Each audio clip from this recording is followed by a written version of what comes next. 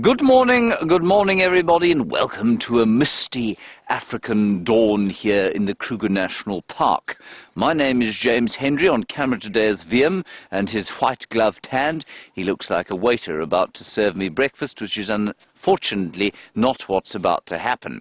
Now, you're on a live safari if you're wondering who this fellow blethering at you out of the mist is, and that means you must talk to us, please, over the course of the next 3 hours. Hashtag Safari Live, questions at wildearth.tv. A cold front blew in sometime during the course of the night, and it has covered the low-veld, that is the low-lying areas of South Africa that we find ourselves in, about 450 meters above sea level, in a sort of eerie mist. Now, on the other vehicle, we've got Byron. He is joining us for his last 2 drives, unfortunately, at this particular stint of his existence here. He is being filmed by the very tall figure of Brian the Thumb Joubert. In the final control, Rebecca Christensen of Denmark, and Louise Pavid of Johannesburg is helping her out. You're all most welcome. You, of course, are the most important part of what we're going to be doing this afternoon, and so please do talk to us. We're going to head off towards Cheetah Plains, which is in the deep east, into that mist. We're going to bravely forge, hoping to see what we can find there. I don't know what we're going to find. The lions seem to have moved off. Perhaps they'll be found again. Byron is heading towards where Karula was. She's our famous queen, 12-year-old female leopard, with George and Charlotte, her 2 young cubs. And with any luck, he'll find them. So that's the plan for the morning. I think the temperature is probably around about 12 or 13 degrees Celsius. It's around about 54 to 56 degrees Fahrenheit. And that is all I have to tell you for the moment. Let's go and find some animals. I'm just going to re-put my gloves on. All right, there we go. Let's go to Byron and see if he's found the leopard.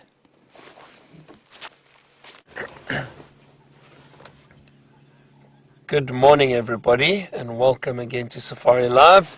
My name is Byron, and with me on camera this morning is Brian. Morning, Brian. How's it? And the thumb. Oh, yeah. Just to make sure we got everything sorted behind us here. We're in the spot where Karula was yesterday with the 2 little cubs. I'm having a look now. It doesn't seem like she is here.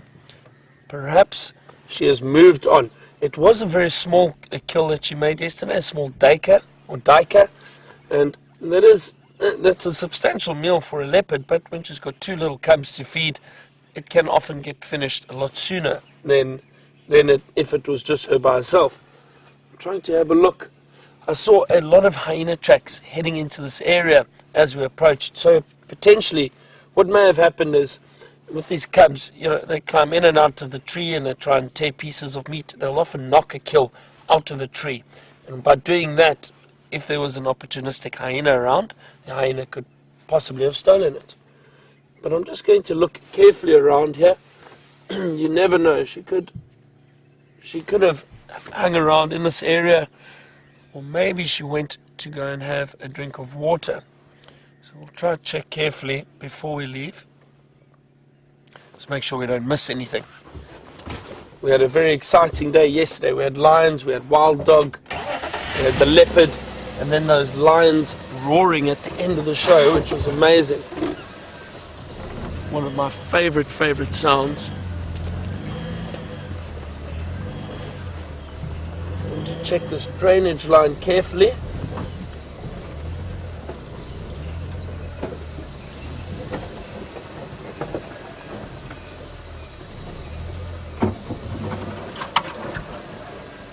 I really do not see any sign of a leopard around here. Also, if there was hyena activity, Brian is scanning there for us now, but if there was hyena activity around here last night, then the chances of the female hanging around with the cubs are highly unlikely.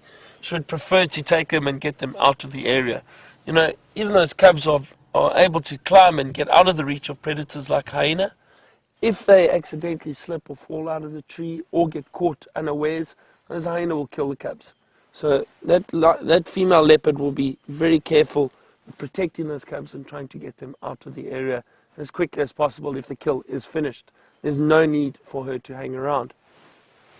So I think let us move out back towards the road. We'll have a good look and see if we can't find any tracks of them.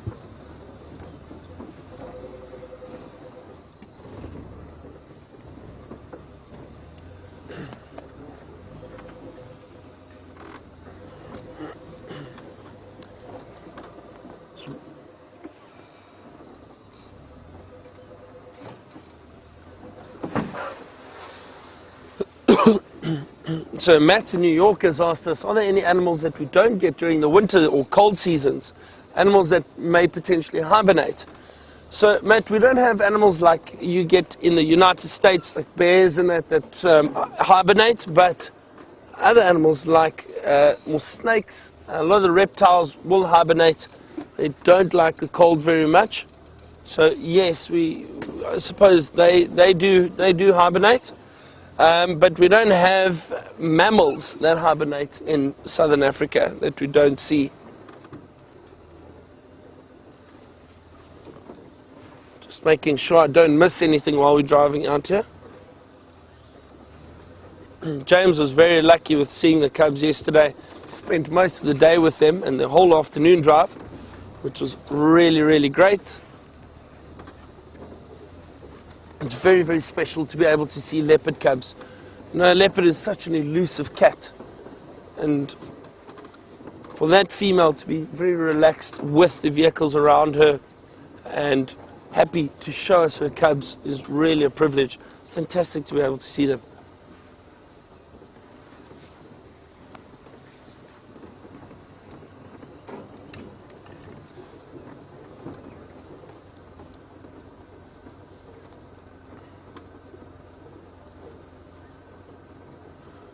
So Siberia Zumi has asked us, what is the most resilient animal which occurs in this area and the most resilient animal to deal with change in temperature? So Siberian Zumi, the thing is in this area, you know, the temperature doesn't really drop massively like you get in North America or Northern Europe where you have snow and extreme cold conditions. Yes, it gets cold, but it's not a massive temperature difference where you get extreme cold or extreme heat. So the temperature drops, but all the animals, with having fur on them, they adapt very easily to these cold conditions. So it's not something that would cause them to really, really suffer in the cold months. It's not that cold. Yes, we look bundled up in that, but it's because we can't handle the cold like they can.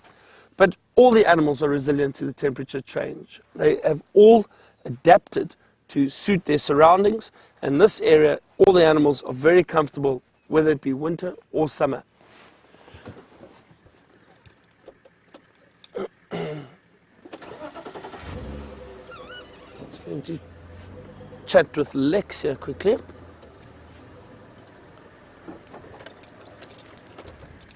Morning, Lex. How are you? See, good, thank you. So I've had a look there, no sign of her. I saw some hyena tracks. I'm not sure. Potentially she dropped the kill and they stole it. I don't walk through there yet. I'm just going to try check around maybe if they've got tracks coming out. Okay. I think I might do the same. I'll also go in and have a check. And then Okay. All right, great. See you later. Enjoy. Bye-bye.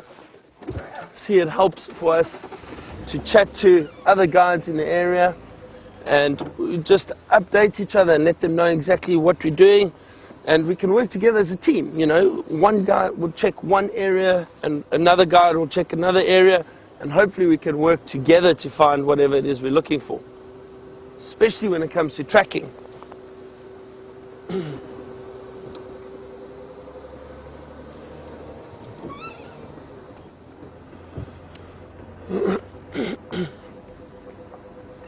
So good morning to Caroline, who's a new viewer. So Caroline, you are on a live safari in the middle of South Africa. We are in the northeastern part of South Africa, in the Greater Kruger National Park, in an area known as Djuma Game Reserve, which is in the Sabi Sands. It's a private part of Kruger, or the Greater Kruger. And what we are doing is taking viewers from all over the world on safari. So what we see, and as it happens, is what you see back home. Which is really, really great. At the moment we're looking for a leopard and 2 cubs. But no luck just yet. They were seen yesterday morning and yesterday afternoon. And it looks like they've moved off. But I think because they had a kill, and they potentially have finished the kill. So at the moment we're just scanning through the area and trying to see if we can't find any tracks of this leopard and her cubs.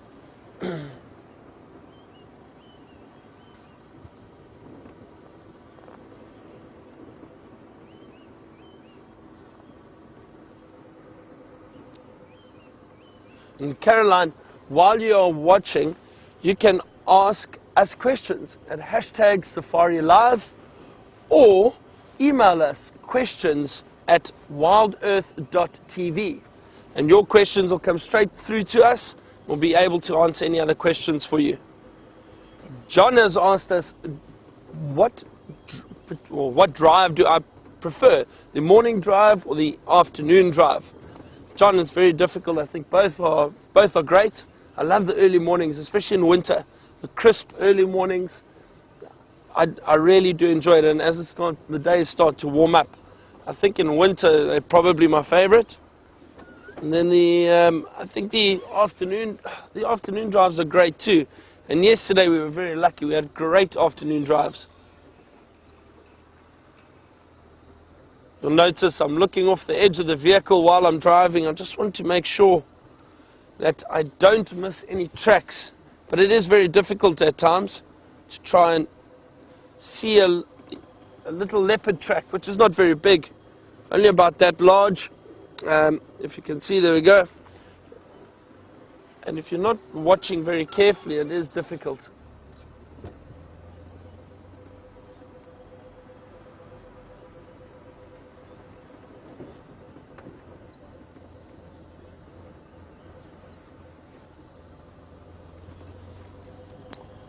It is still quite cool this morning, so a lot of the animals do stay hunkered down and rest in this cold weather until the sun rises and starts to warm up a little bit. Then you get more animals moving around, a little bit more activity. Even the predators, who are generally nocturnal, move around a lot at night and early mornings. When it's cold like this just before sunrise or sunrise, the temperature drops quite a bit.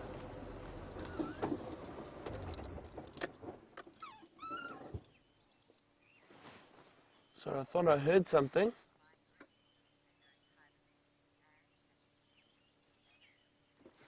So Anne in Canada has asked us, are there any animals which migrate in this area because they don't hibernate? No, and not in southern Africa at all. There are no migrations down here. Migrations in Africa are generally not due to temperature change. It's mostly due to water and food change. You get a lot of migrations up in East Africa, in Kenya and Tanzania. Down here in southern Africa, there is still a constant amount of water, even though dry seasons do occur.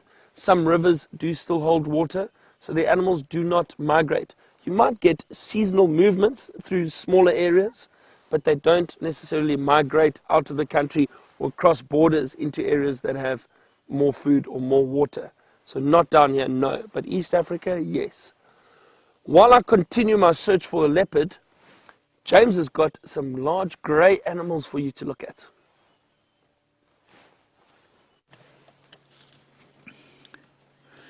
Now that large grey animal over there, everybody, has got a seriously impressive little rack of tusks for such a small elephant. I think he's going to be a very, very large tusker one day.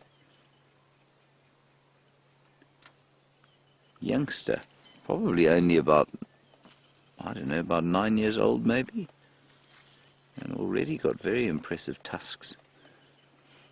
Right, we're halfway sort of between Djuma and Cheetah Plains, and we've just stopped here to enjoy a bit of dawn elephant action. And there they walk. I'm just looking. Yeah, I'm 90% sure that's a young bull, and in the background, I think another young bull, and there's a whole herd feeding off behind us, and you may just be able to pick up the odd grey shape. You'll see one there, just in the back of your picture. There's a grey dawn shape, almost ghost-like, walking through the misty woodland. This young chap is being particularly confiding about life. Isn't he great? He's very young now. He's not coming here just to find something to eat. He's almost certainly wandering over here because he's just quite interested in what we're doing. Just having a look and a listen and a smell. And you see him sort of feeling out the plants. And every so often he just turns the end of his nose towards us. That's his trunk, of course. Just decides, as a smell, to see if we are a threat, maybe, or just to see if he can pick up anything that interests him smell-wise. Hugely important, of course, the sense of smell, the olfactory communication.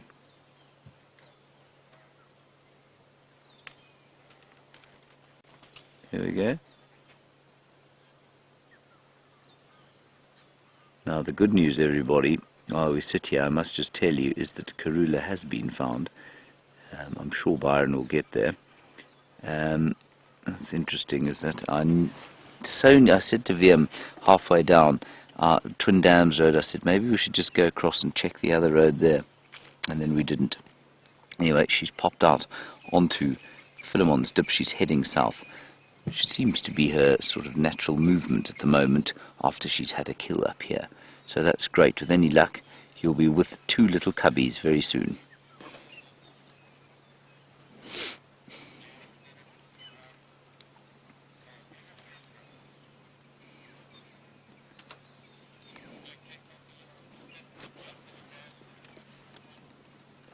Sorry, Elaine, I've missed your question. There was a lot going on the Game Drive channel.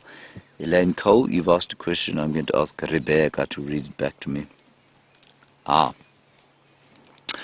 want to know if the lions here have ever killed any elephants, Elaine? Elaine, not as far as I know, not an adult elephant. I know hyenas killed a crippled 4-year-old elephant not too long ago. I've no doubt that there must be a record or two of a sort of seriously starving elephant being killed by lions in this area, but it's very uncommon. It does happen in Savuti, and that's because of course, they have an extended dry season there with very sparsely distributed water, and the elephants really do lose an enormous amount of condition over the course of the dry season.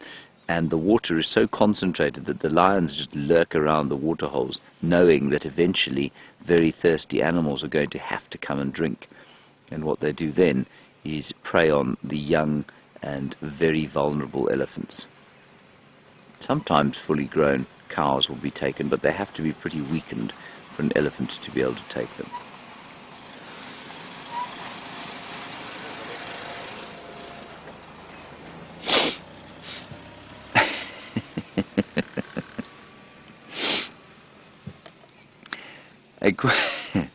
A question from someone called the Gremlins General. Hello, Gremlins General. You want to know if elephants migrate? Elephants do not migrate, Gremlins General. And you want to know if they're territorial. They are not territorial. They are what we call, they have home ranges, so they have an area in which they move, but they do not defend it, they do not mark a territory. And so, yeah, not territorial at all. But that home range can be massive, or it can be very small, depending on the number of resources that there are in an area. And so while elephants can migrate, they can move vast distances between feeding grounds. If there is sufficient food in one area, they'll normally hang around. Water as well. Water, an extremely important limiting nutrient for elephants. And in this area, there's a lot of artificial pumping of water, and so elephants are never really that short of water, so it doesn't occur like it does in Savuti, where these sort of water-starved elephants try desperately to find water all the time.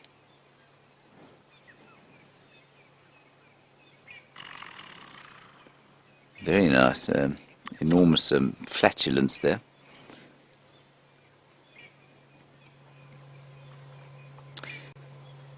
And James from Michigan, a very nice question from you about what are they going to eat in these very dry conditions. James, well, you can see there that they are eating the last of the green trees. There are a couple of evergreens that they will eat during the course of the dry season. We're almost into July now, which generally means that, we've got 2 months left before the trees start to sprout. So they will move increasingly on to eating the bark of trees. So they'll break off big branches and they'll chew off the outer bark, which has got some nutritious vascular tissue inside it. That's what they'll eat there. They'll pick up the odd bit of dry leaves. They'll also try and find seed pods that have been dropped on the ground and left there. But it's going to be largely bark and twigs and roots. So they'll dig up, you see the tree he's eating there, it's called a Combretum, looks like a Combretum calinum, or a large, not large fruited, variable bush willow.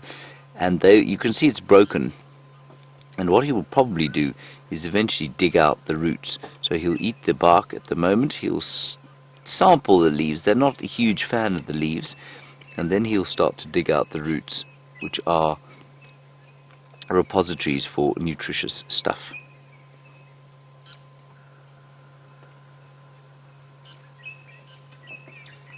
Lovely colours there.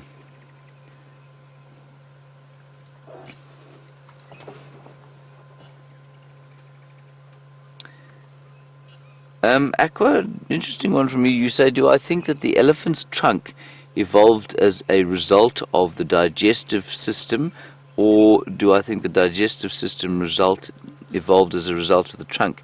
Aqua, nothing about that animal evolved in isolation or as a response to something else that evolved about that animal. They will all characteristics would have evolved together for it to exploit largely, I suppose, the trophic or food niche that it needed to fulfill, or that was open, and that's basically what has happened there. And so I don't think that it evolved from eventually the same ancestors as the other hind gut fermenting animals, like zebras and pigs.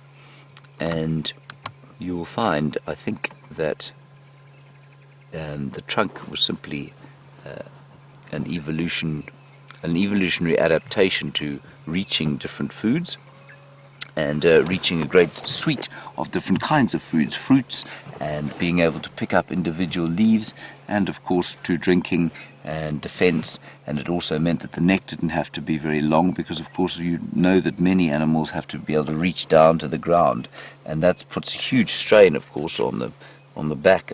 And if you're that big to have to do that, the muscles involved would have been enormous.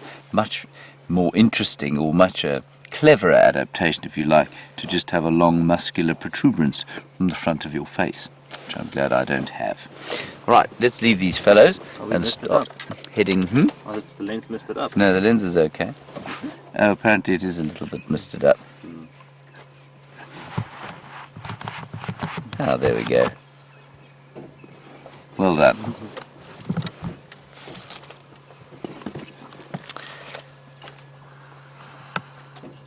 Marsha, we're going to move on slowly here because these elephants are feeding into the woodland. You want to know how it is that the tusks get longer, at least get rounder. You can see how they get longer but not rounder. Marsha, in the same way that a tree trunk, I suppose, well, not quite the same way, gets longer and rounder. The base just gets wider. So, I mean, the tusks come out, erupt from the skull, just below the nose. They are the two front teeth. And as the animal gets bigger, so, there are obviously two growth points. One that sends the tusk out longer, and obviously one that makes it wider at the base. Because it couldn't, obviously, if it was very thin and very long, it would make it very brittle. Is that the answer you're looking for? If not, please let me know and I'll try and do a better job. I'm going to try and get you a nice look at the sun.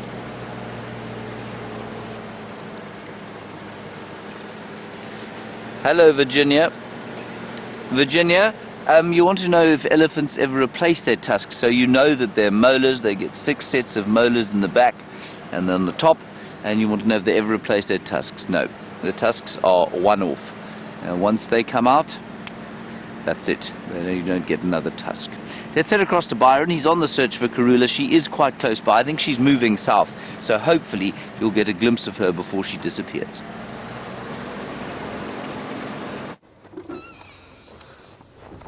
Yes, we are in search of Karula. We've heard impala alarm calling, and we think she's in this area, just moving down towards this drainage line. There's another vehicle here too. Keep your eyes peeled. It's very exciting. Let's see what we can find.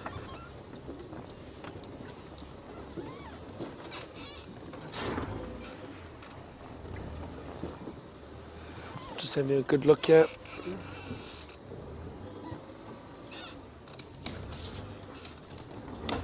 There she is, right up at the top there.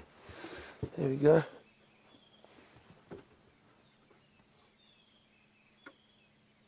Fantastic, we've found her.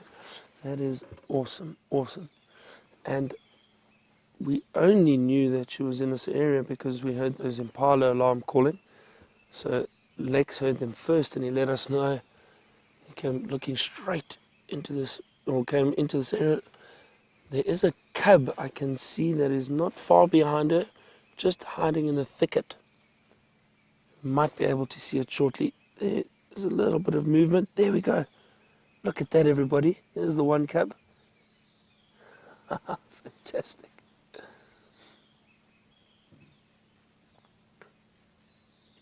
That is really, really beautiful. Oh no, this is amazing. This is my first time to see Karula and her cubs. So excited.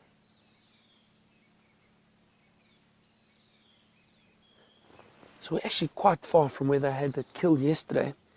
It just shows you they can move a lot if they want to. And I think it's exactly what happened. There was no sign of that kill anywhere. I think they must have dropped it and hyena scavenged and stole what was left, and then she decided to take the cubs out of that area. Oh, she's a beautiful, beautiful female.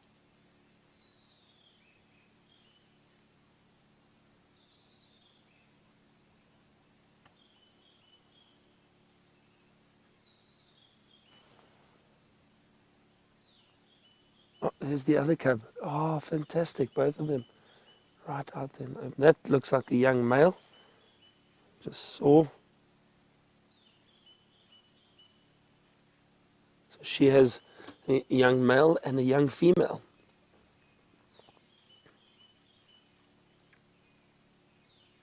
Two very, very beautiful cubs. They're about 5 months or almost 5 months old. To my understanding, I was chatting to James about her last night.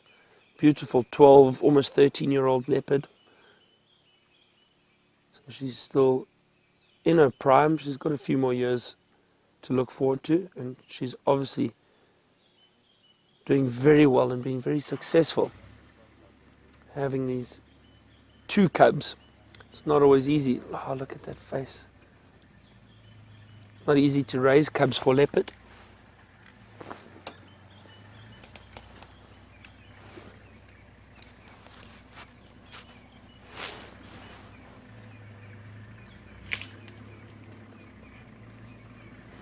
Good morning, everybody.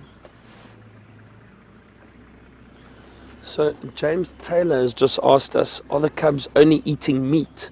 No, James, not necessarily. They possibly are still trying to suckle a little bit, but I don't think that female will allow them to suckle for too much longer. I haven't really seen if they are still suckling, but they try their luck.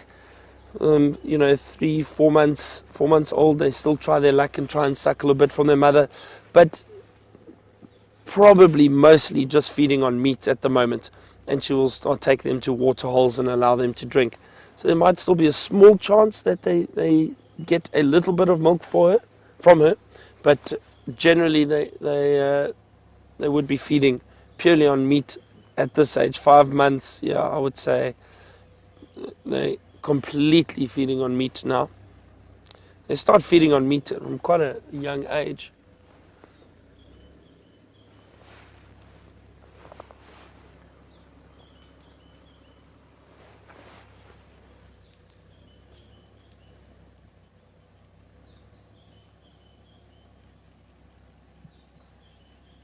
Up she gets. She may have heard something.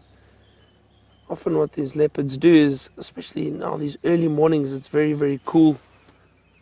Just trying to see where she goes. You can just get a glimpse of her moving every now and then through the thicket, hoping she decides to come down into this drainage line where we are. She may also just move along the edge of the bank. There's still the one cub. Yeah, I can see her. She's moving along the edge of this drainage line. We're a little bit lower down at the moment.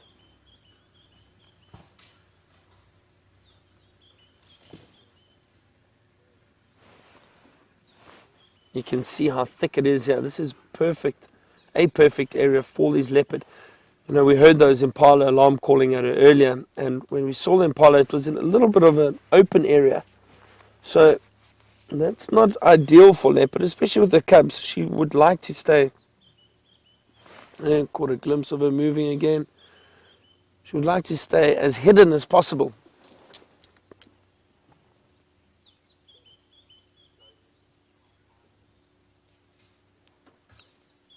Just give me a second. I just want to see which direction she goes. See if we can't get another glimpse of her, and then we'll move. Try to follow her around.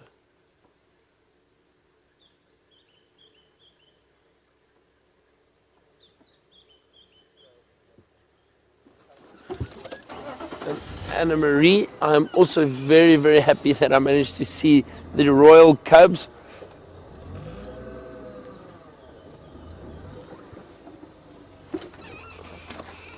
Copy, thanks. Yeah, got a visual. I think we're going to stay down here for now. Next, we'll move around, and then.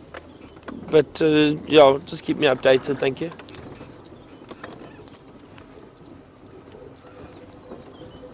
So she's moving along this drainage line.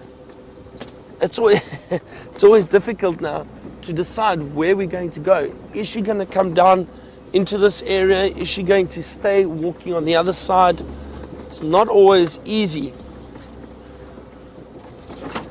to predict where these animals are going to walk. But it is such a privilege to be able to see a female leopard like this with the cubs, especially on the move, because you can see how difficult it is to find them in this thick bush that they're like moving through. Oh, and what a beautiful morning. There's mist. I know James touched on it earlier. It's sunrise, the mist. It's really, really amazing. We're so fortunate to be able to come out here and have a look around for these animals.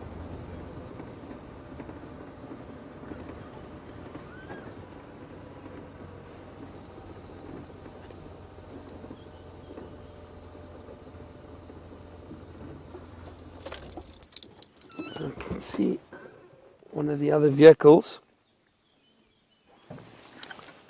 And Lex, who found Karula or alerted us that the impala were alarm calling in this direction. As we stopped to listen, we heard it too. We rushed over here, and it's quite, as I was saying, it's quite far from where the kill was. So she's probably moved through most of the evening or early this morning. Just want to scan and see if I can't see which direction she's going in. But look at this beautiful landscape, the trees, the sunlight.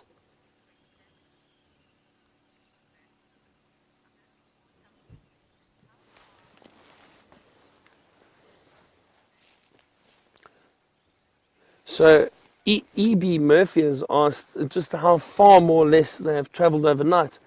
So I would guess probably from where the kill is as the crow flies. I'm trying to think now. About at least a kilometer, I would say. Maybe 1.5 kilometers. So that's quite a distance from where she was. I think she may have gone past the waterhole. I understand our dam cam went down during the evening, so potentially she went past. I'm not 100% sure, but the direction from where the kill was to where we are now, it's directly across that line of the dam. So I think she must have left the kill, moved around, potentially gone to drink with the cubs, because when they do feed on any prey, they do get quite thirsty. Maybe had a drink and then moved off. And that's interesting. That's exactly the area where those 2 male lions were last night. But I think when we left them, they had started to move off. And I think she probably was clever enough to avoid them. They moved more in a southerly direction. And I think she came from across the dam and then down. We are now southwest, I would say, of where the dam is, in that direction. Just trying to see now. Okay, looks like we've stopped. No, they're moving again. I'm just watching one of the other vehicles. You can just get a glimpse of her moving through the thicket every now and then.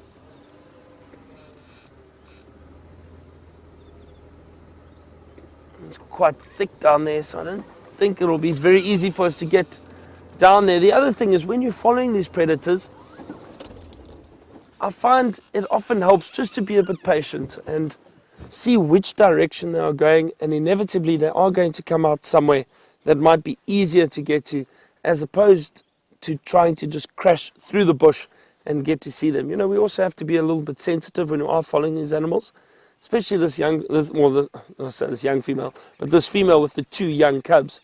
You know, we don't want to disturb them and cause them to be nervous of the vehicles at all, so we just being patient and sitting and waiting. See exactly which direction they go, and then we can hopefully plan that they come towards us if we stop up ahead.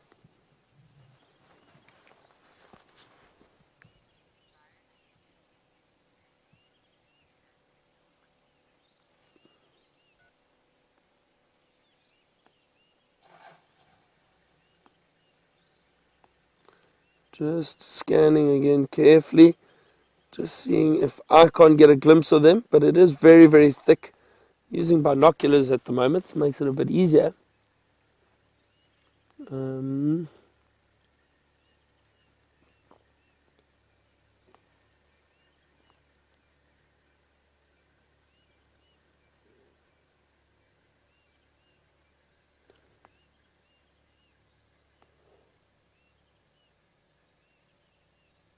So well camouflaged, especially in this light.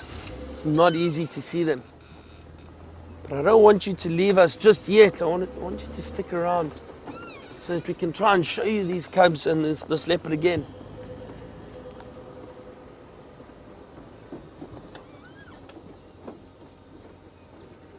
Let me just have a look. There's a bit of an opening here.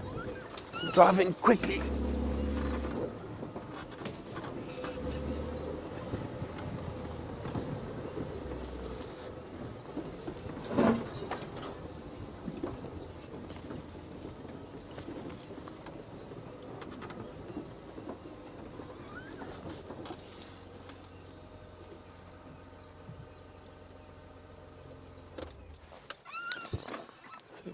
Copy, Lex. I wonder if it's not worth my while trying to come across to that side rather.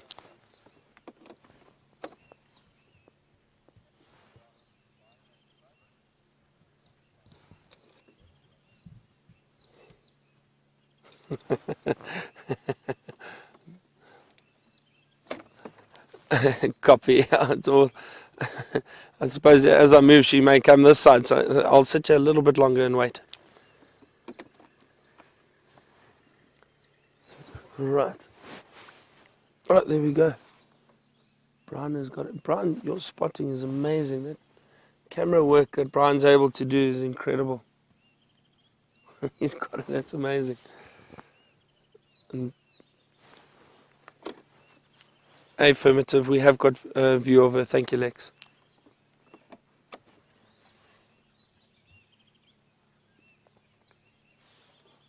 Yeah, so And see how she's scanning constantly.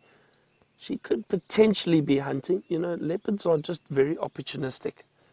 Even though she ate very recently, whenever they are walking around, especially through these drainage lines, these thick areas, she's able to conceal herself very, very well. And she'll still be on the lookout for any potential prey. But look at that, she blends in so well. It's nice. Brian is a little bit higher than me, so with the camera it's a bit easier to spot, and he's able to give you that great view.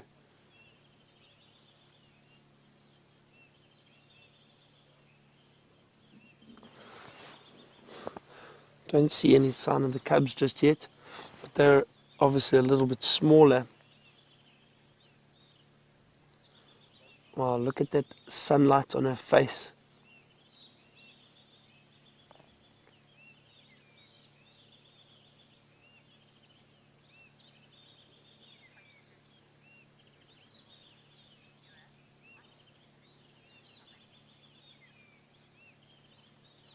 So TM and Torley has asked us, how can we tell the difference between a cheetah and a leopard? So TM, one of the main differences is the face, and the leopard has a very large round head with with the pattern on a leopard is known as rosettes. So they don't have clear spots, even though further down the body and the stomach and that you can see round spots, but on the body it is a rosette as opposed to a clear spot. I will show you in the book shortly. I just don't want us to take the camera off that leopard now. We've been trying very hard for a view of her, so while we can see her, let's just keep an eye on her. So Tim, the thing is, the leopards are slightly shorter cats, but they are very powerful. So they're very stocky. They've got a very muscular build, whereas the cheetah are slightly taller, a little bit more slender, and built for speed. And the cheetah have very clear spots on their body, and they've got on the face, if you look at the face, they've got clear black, what we call tear marks. They run from the eye all the way down around the face, or around the nose, down the face. The leopards do not have that. The leopards also have that very beautiful, looks almost like a necklace, a stripe of black markings around the neck. Do you see that? You can actually see it on the female. And they prefer different habitat. Leopard prefer thicker areas, whereas cheetah, especially because of their hunting style, they run down their prey and use their speed. They prefer more open areas. I hope that answers your question a little bit better. I would like to show you in the book, but I will show you in the book a little bit later.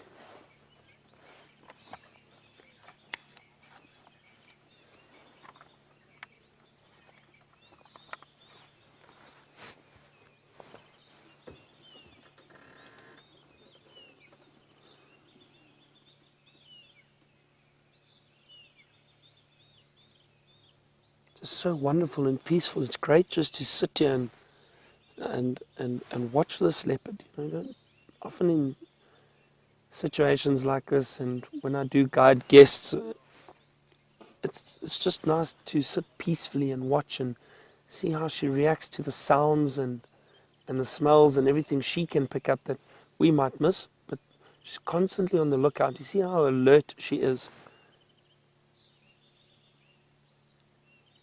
We've got some scrub robins calling in the distance, some starlings.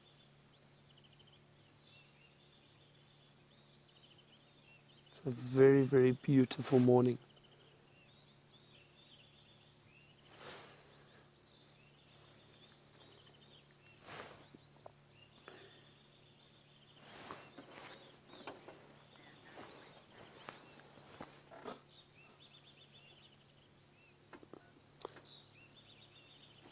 It looks like that female is sitting right on top of a termite mound.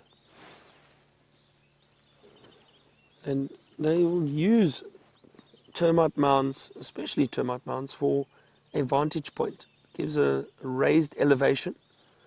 She may look around just as she is doing now.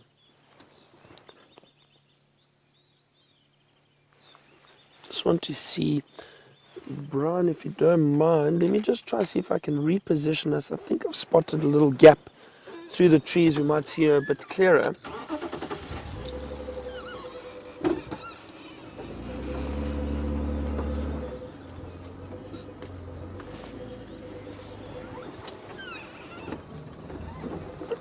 Just hang on a second. There we go. Look at that there, Brian. You should see her clearly through there now. Oh, look at that beautiful view.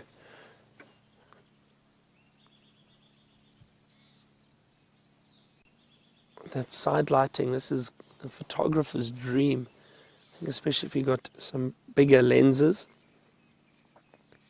might be able to get it nicely through here.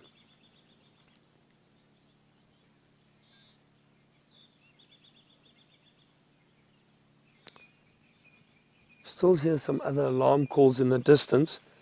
Just going to see where this female does move to from here. Going to sit here and spend some time with her.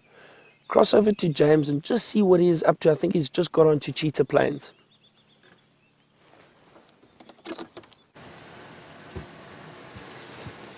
Right, everybody, we have indeed just got to Cheetah Plains, and we're sitting here at 3 in a row pan. Well, not sitting so much as doing a drive-by. There was some zebra that scuttled off into the woodland over there. Haven't found any tracks yet, but it is a glorious morning here.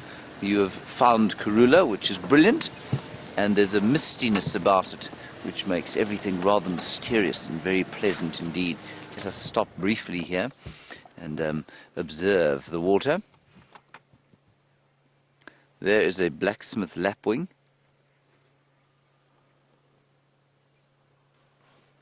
I was going to find out quickly exactly where that... Somebody's called in a lion, but I think it's on Chitwa Chitwa. Please confirm location of that sighting. My radio comms are not great here on Cheetah Plains. It's so quiet and so lovely out here. It feels like we're the only people here. And in the background you can hear a red-crested korhaan. Toop, toop, toop, toop, toop. Hello, Kyle Maxetters. You say, can we please go and look for Inkanyeni? Kyle Maxetters, we are doing just that. It's not really a question of just sort of going to look for her. She almost has to kind of find us. We will hopefully find some tracks maybe, and if we're very lucky, she'll be draped in a tree somewhere close by. But yes, Inkanyeni or Quarantine, 2 leopards we might see here. It would be great to meet Inkanyeni's youngsters. We haven't met them yet. Or I haven't. Have you met them, Vim? Inkanyeni? Yes, Or just the youngsters? the babies. No. No. So, that would be great, Kyle. So let's carry on. We might also be lucky with some cheetah in the plains, especially early morning. They might still be hunting. Let's go and look.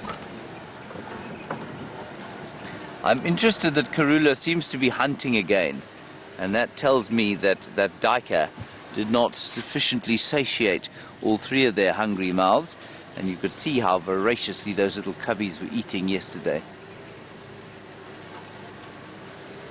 They were extremely hungry. Were little George and Charlotte. All right, let's go back to Karula. Hopefully she will stay north of our boundary. We'll continue to the plains.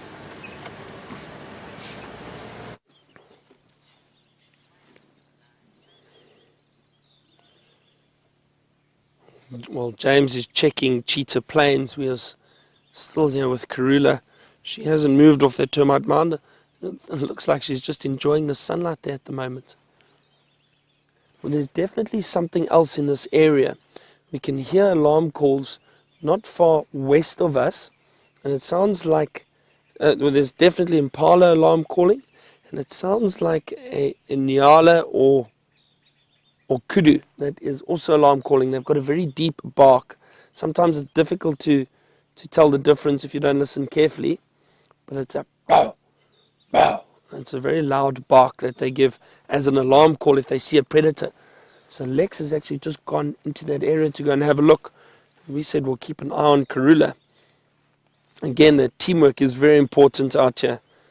that you can try and see as much as possible while working with other people and working as a team, because it is not easy in the bush to do everything yourself. She is posing so beautifully for us.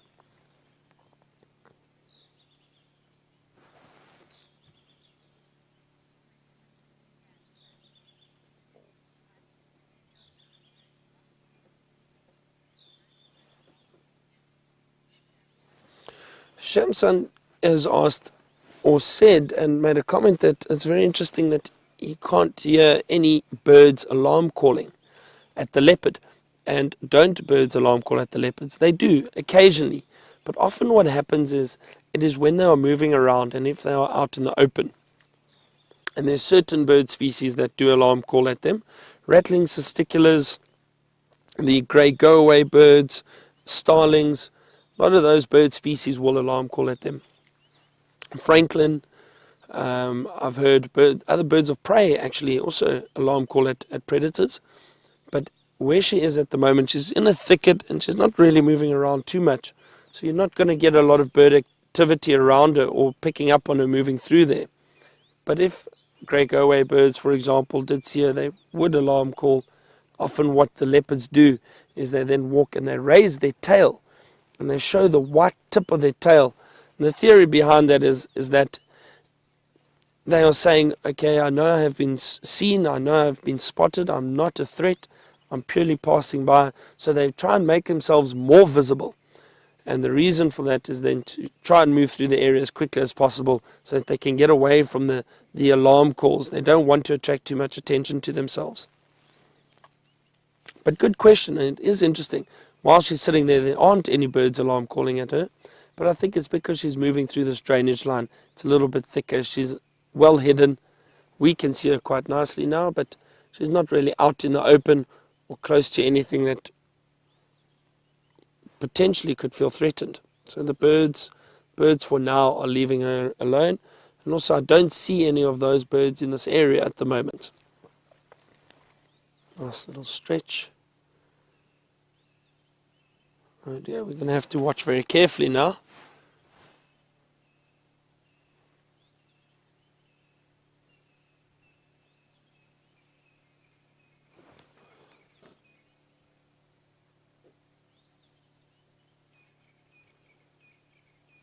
You can hear more impala alarm calling, but now off to our south, which is interesting. I don't want to lose sight of Karula. Try and follow her for as long as possible. Just keep scanning that area.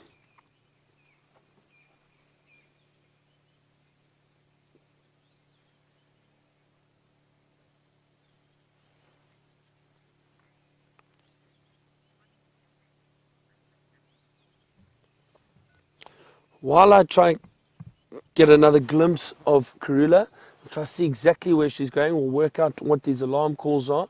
Cross over to James. He's on Cheetah Plains. Let's see what he has.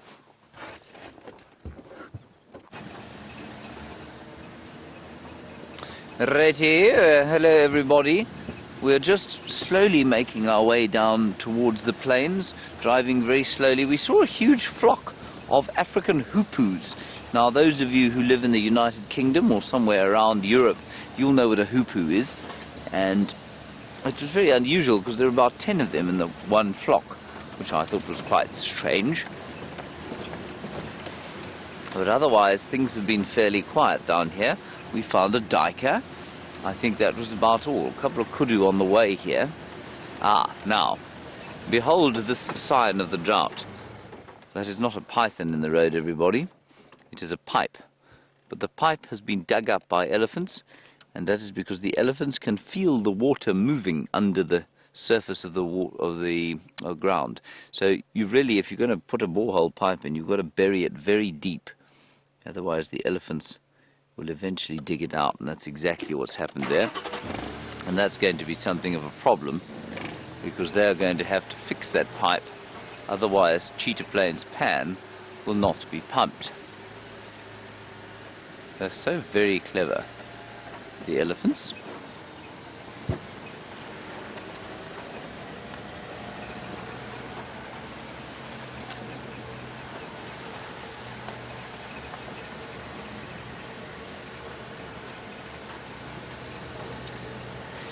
Now Betty, you have asked a question about one of the greatest, one of the greatest kind of, I think, misconceptions. You've asked a question about whether or not, given drought conditions or adverse conditions, animals are able to hold back their fetuses, so prolonged gestation. So I'll tell you where this comes from. It comes from impala.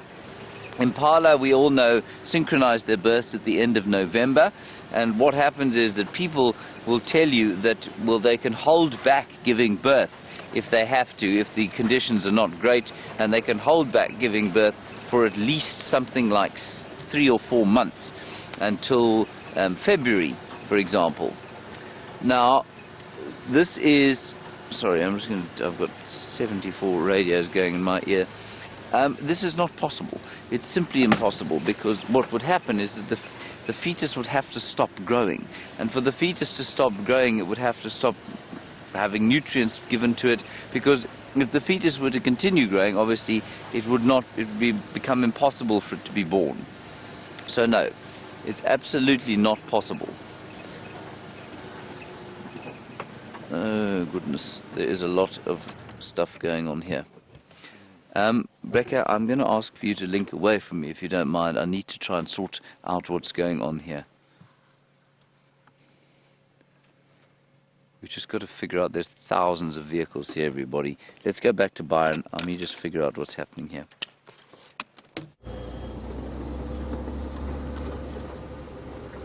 So, welcome back everyone. We lost a view of Karula. She moved off the termite mound. I'm trying to get around this big drainage line to see if we can't get back into that area on the other side.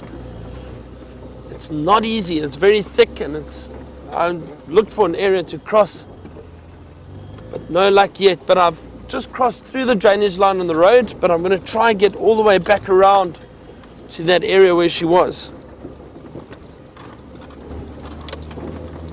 It's all very exciting. I'm so glad we did get to see her and the cubs though.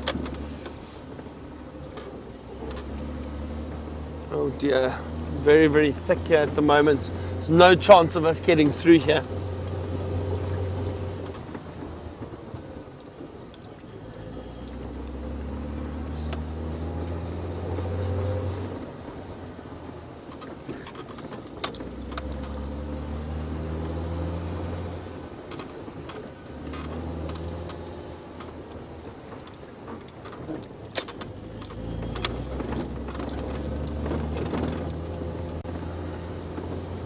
Hope you're all enjoying this as much as I am. It's so great to be able to see a leopard and follow her and try to work out where she's going. It just shows you how difficult it is to find them. I mean, walking through those thick drainage lines, it's almost impossible to spot them. You really, really have to be very, very careful and look very closely. Okay. Trying to see the trees.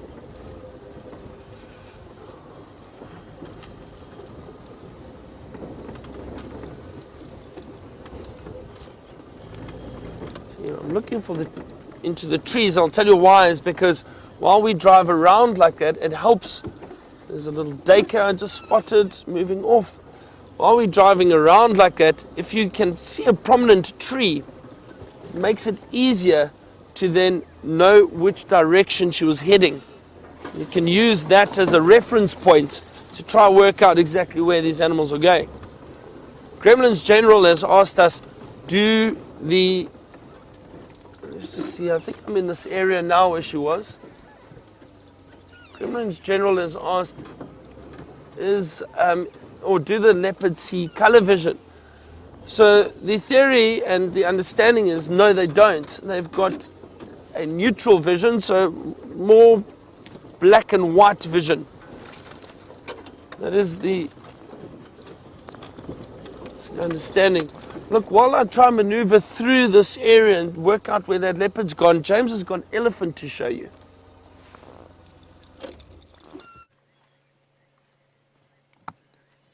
This is an enormous tuskless elephant bull, everybody. He's very close by. He's in full must. This is unbelievable. Look at him. He's a huge, huge elephant bull. Isn't that awesome?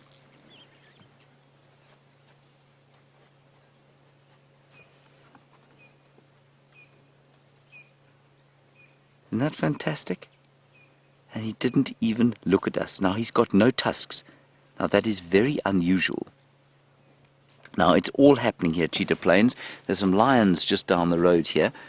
So I think we'll probably try and move in there once we've had a look at that magnificent elephant. He's fully grown.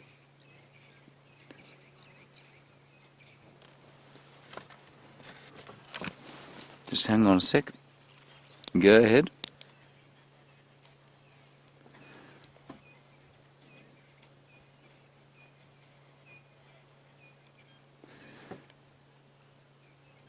I was trying to stand by for the cheetah position, but it seemed like there were 3 or 4 people already standing by. If there's space there, I'd like to come there.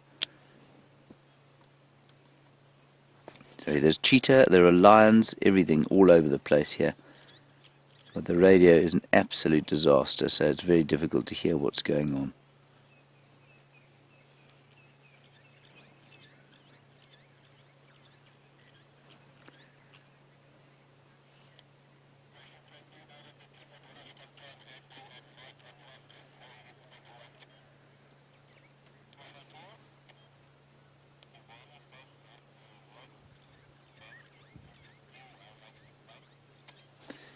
Thanks, that would be great, Mike. Sorry, everybody, I am just trying to find out what's going on here. Mike, I'm in no rush, so yeah, I'll just gently make my way there. Alright, we're just going to go and have a quick look. Okay, we're going to go and quickly have a look at the cheetah, everybody. They seem to be on the far southeastern corner, so we'll just nip down there, and that we might get a quick view of them. Hold on tight. I'm sorry about my lack of attention to your needs, but the radio is just very difficult to understand what's happening here. There's lots of action, which means everybody is very excited about what's going on here. There's some vultures. Now, there's 3 male lions killed. In fact, yeah, we'll go back there just now. 3 male lions killed here yesterday. We don't know who those male lions are. 3 females as well from a seemingly unknown pride came into the area as well. So it's all very exciting. Now, we'll just try and get around the corner here. I'm not exactly sure where those cheetah are, so if I do have to ignore you, I'll just be finding out on the radio what's going on. Now, we did have a question there, Rebecca, from James. I'm afraid I missed it. If you wouldn't mind giving it to me again.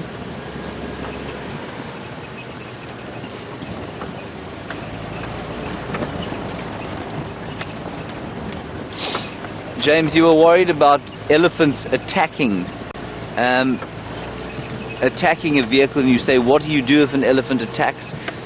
James, what we do if an elephant attacks is you try and make sure you're not in the way. So, for example, you read the elephant's behavior, and I could see that elephant paid us almost no heed at all. He would not have just attacked. He would have warned us, almost certainly. And elephants are very good at warning you, which means that if they get upset, you can tell. If you then stay in their way, well, then you're asking for trouble. The key thing is, if you're with elephants and you think that they're a little bit uneasy, what you have to do is just make sure you've got a forward escape route, and you've got to read their behavior. And the key thing is increasing space. It's no good saying, I'm going to stand down this elephant, I'm going to teach it a lesson, I'm going to be the big deal, and I'm not going to run away from it. That's a really bad idea. Okay, we're going to try and get into this cheetah sighting. Let's head back to Byron and Karula. It's all action at the moment. Go ahead.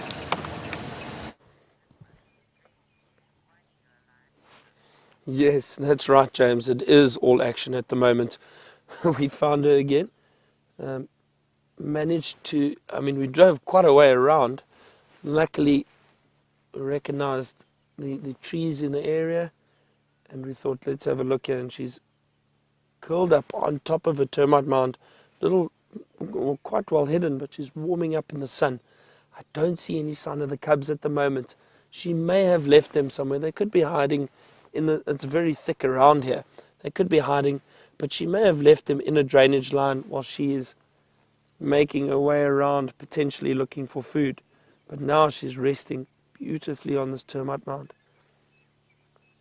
So exciting. St. James has got cheetah on Cheetah Plains. There's lions about. It's all happening. Beautiful, beautiful face.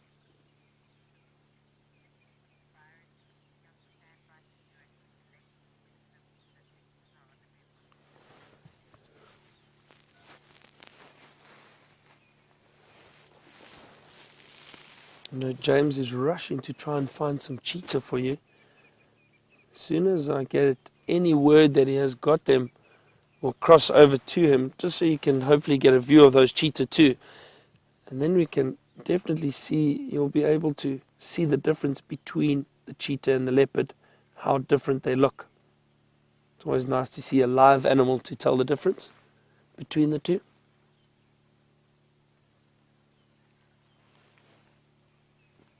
Oh.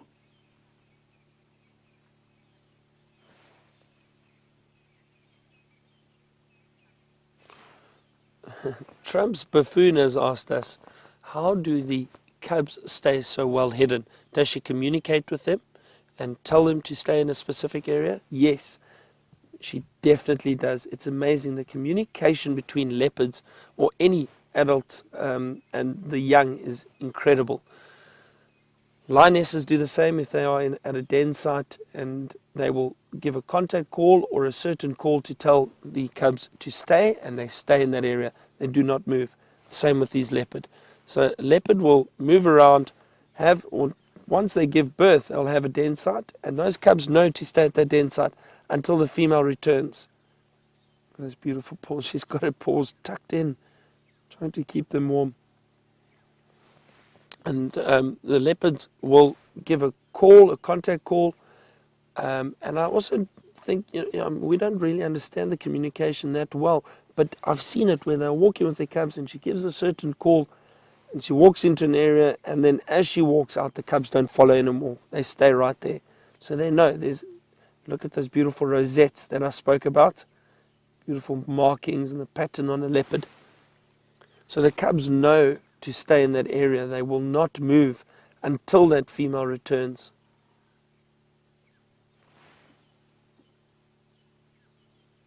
Oh, this is so special.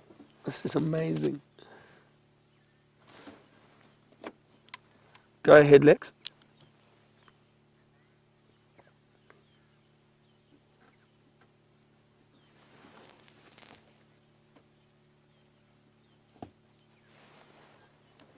Okay, copy. Lex, still with Karula. She's come down a little bit, but still in that same area that you left her in, around that termite mound. She's just lying down at the moment. No sign of the youngsters.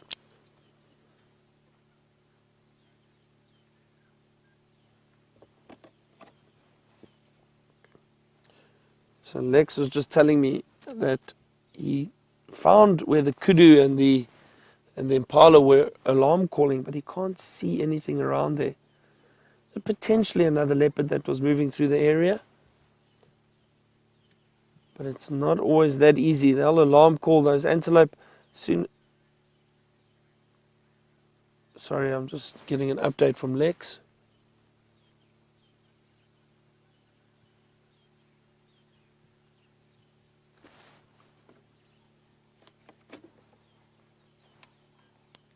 Okay, copy Lex, thank you. So as I was saying, so Lex was just telling me where those alarm calls were coming from exactly. But as I was saying, when these animals do get alarm called at, they'll try and move out of the area because they know, and especially with leopard, if antelope like impala or kudu start alarm calling, it draws a lot of attention to them. And they don't like that attention. They don't like potentially hyenas trying to follow them, because hyenas will be alerted. They'll come and have a look, see if there's a potential kill they can steal. So they generally try and move out of that area very, very quickly if they are being alarm called at. It sounds like James has just found the cheetah. Cross over and see what they are up to.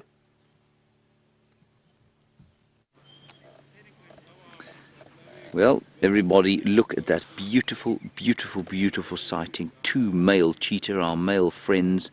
Unfortunately, they seem to be about to head off into Mala Mala, which is a bit sad, but we're just going to have a quick view of them. What a joy to have these cats, Karula and her cubs, over the last little while. We have truly been blessed beyond it. We are so lucky.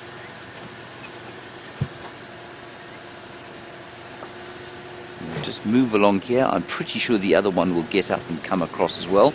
Now we can only be on the boundary. This is the kind of end of when we're going to be able to see them.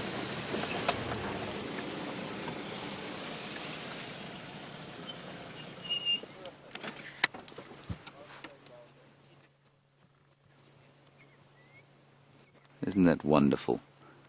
Unfortunately, that's going into Mala Mala, but that's okay.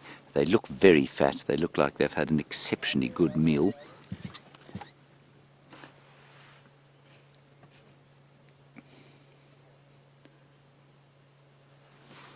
Stunning stuff.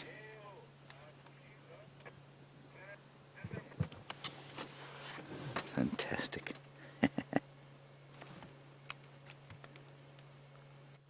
So they are, for those of you who don't know, everybody, we're not going to be able to see them again once they've got into Mala Mala.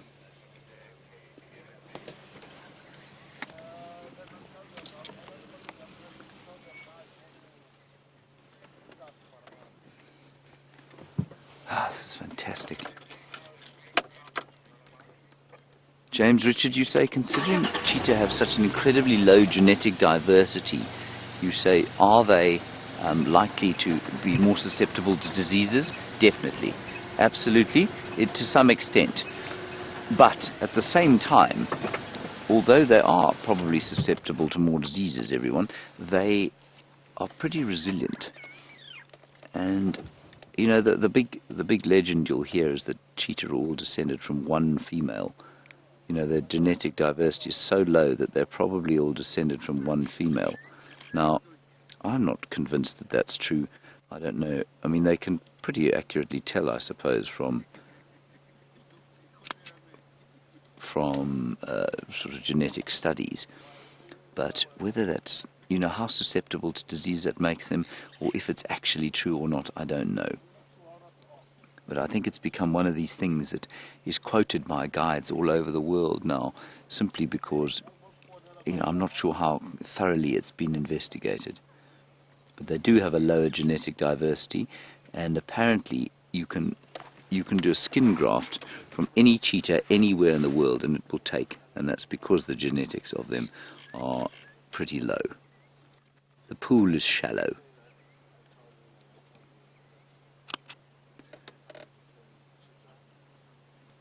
Very nice. They're just marking territory.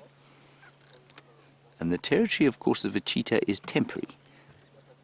It's not it doesn't stick in an area like a leopard or a lion territory, because their distribution is almost solely based on their ability to avoid other predators.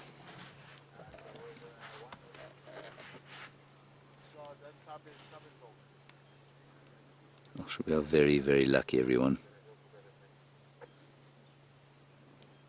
Cubs, leopard, and magnificent cheetah.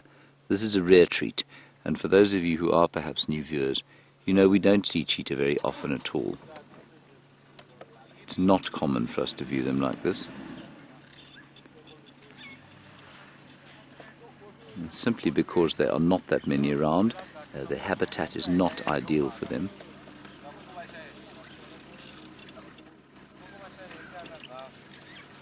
Oh, I got a picture there, if you can believe it, Liam, but I did miss his feet, unfortunately. He was sort of in focus. It's almost in focus. Everybody, I am the world's slowest and possibly most useless photographer. Yeah, no, it's a disaster. I'll show you the picture a bit later. VM, of course, or derive enormous amusement from it. And I think one of them, although they're probably brothers, and although you'll be told that there isn't a great deal of kind of dominance between the two, it would seem to me that one of them always follows the other. So this chap, you can see, is basically doing what his brother's doing. He's marking on the same trees and marking in the same places, but well behind.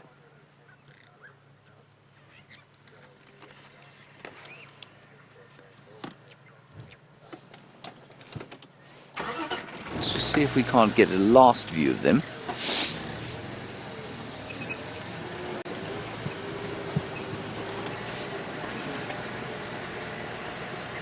They're just lying on the boundary there. Let me try and get a bit of height so we can see on top of them. I fear me the super zoom camera would have been a better option here. Perfect light. Oh, gorgeous morning.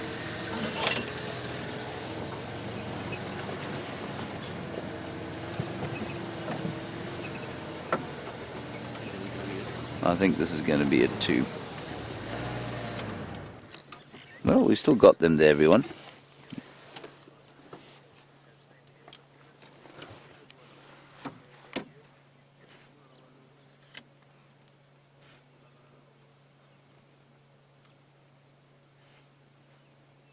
Beautiful.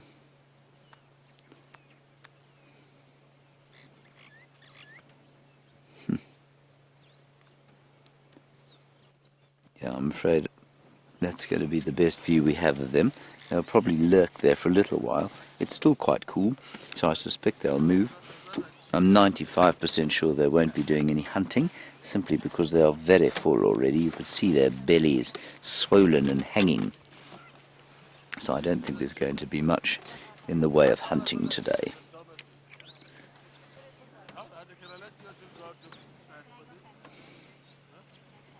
Now, Richard, you want to know if the territory of a lion and a cheetah overlaps. They do overlap, Richard. They must overlap. And they overlap for a very good reason, and that is that they eat different things. They occupy a different niche. And although there is overlap in what they eat, they occupy a different niche. And so there is overlap, but cheetah will avoid lions at all costs. Their distribution is often, and quite interestingly, is normally dictated by the distribution of male lions. Now, only about a quarter of a mile from here, there are 3 male lions feeding on a buffalo carcass. So in this particular case, it doesn't seem to have made a huge difference. There's a very amusing vehicle next to us.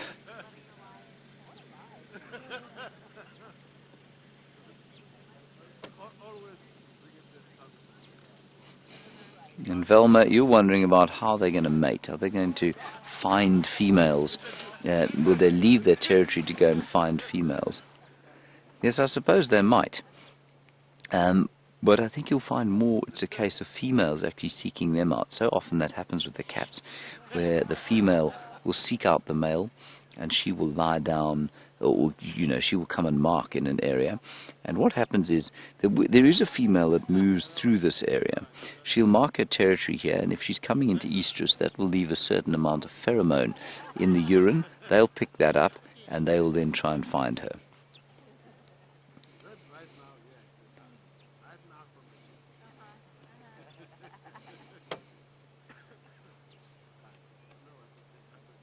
Beautiful afternoon, at least morning. I think they'll probably get up again and move off to the south.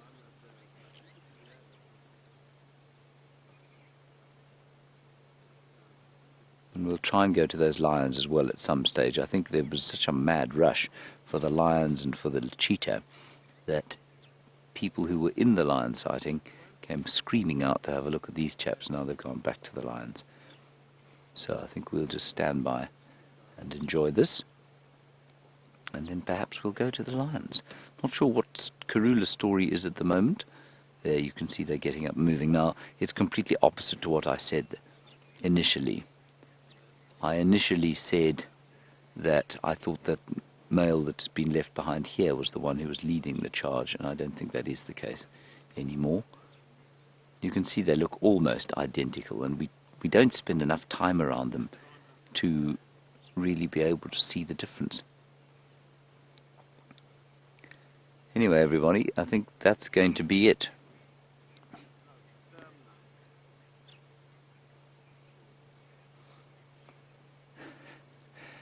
A Twitter handle from someone called Trump's Buffoon here. I'm going to hope deeply that's a facetious Twitter handle. You say, do cheetah kill cubs in the same way that lions do? Do they engage in infanticide? Trump's Buffoon, they do. Probably not as much, but unrelated male mammals of just about any species will kill unrelated youngsters. It's one of the driving forces, actually, of mammal evolution and mammal social structure evolution. It's quite an interesting thing. Lions, obviously, the most obvious example. These guys, of course, if they do father youngsters, are highly unlikely that their cubs will come across an unrelated male, but an unrelated male could well kill them. The leading cause of leopard cub death, unrelated male leopards. A huge part of cheetah social structure is a huge part of chimpanzee social structure, for example, is infanticide, and certainly one of the big drivers in their sociology. Now, a wonderful, warm, low-felt welcome to Rodine School for Young Girls. All of you in grade 1, Madam Creel and Madam McConnell. Hello, Madam McConnell and Madam Creel. I hope you're all having a lovely, chilly Joburg morning. I hope it's not too cold for you there. It's pretty chilly here, but it's not nearly as cold as it is there for you. We've just had 2 cheetah there. Unfortunately, they've crossed south of our boundary, so let's just look at those cheetah quickly. My name is James, and on the camera today is VM, and also going to be taking you around a little bit for the next hour or so is Byron, and Byron's a very good friend of mine. And you know what? Byron and I both went to school not too far from where you went to school. I was just across the road, and Byron a little bit further up the ridge. So we know that area where you are very well. See the cheetah? Beautiful, beautiful special cats.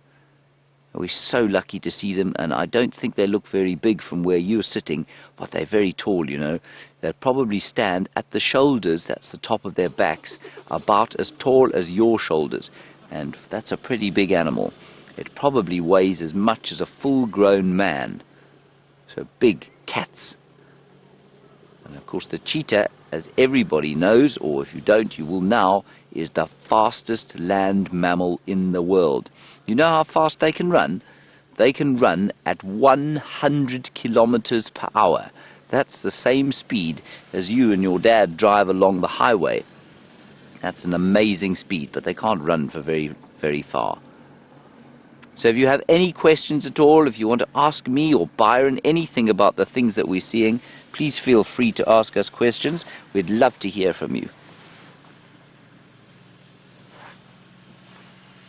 Now, my friend Byron from One Cheetah, now you can ask him the difference between a cheetah and a leopard. He's got a beautiful female leopard to show you.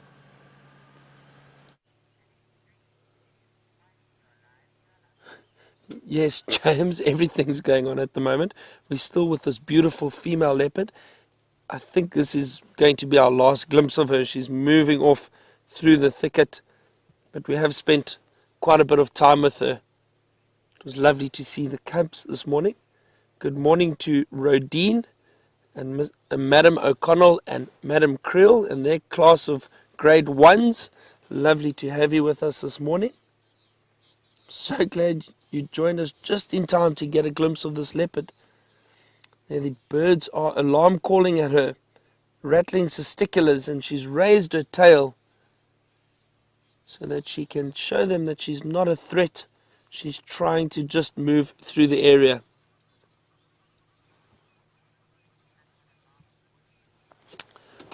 So I think that is the last glimpse we're going to see of that leopard. So for the new Rodine girls, my name is Byron, and we have Brian on camera with me this morning.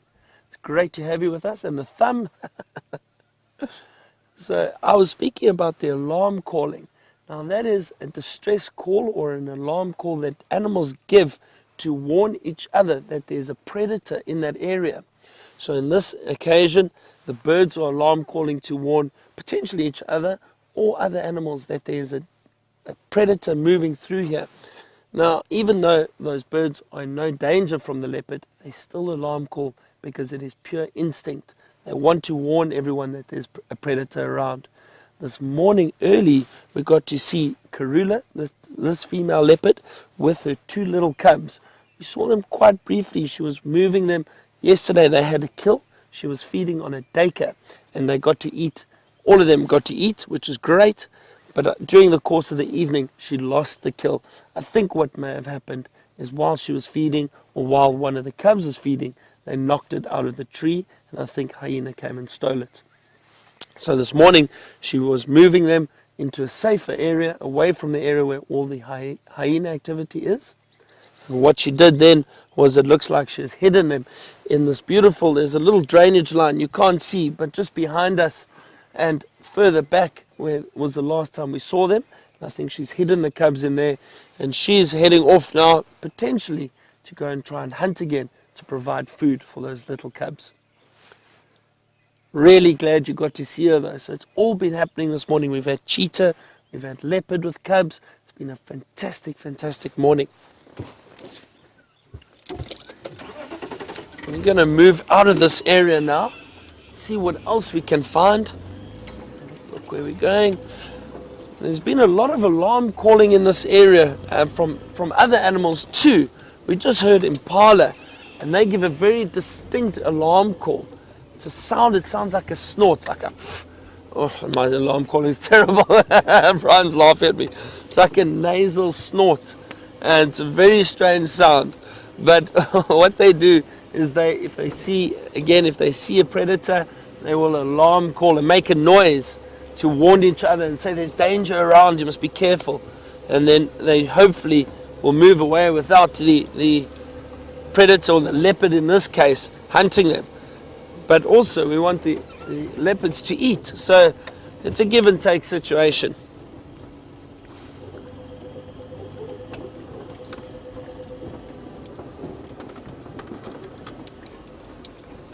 So Jamie has asked us, how many animals do we see every day? So Jamie, it all depends.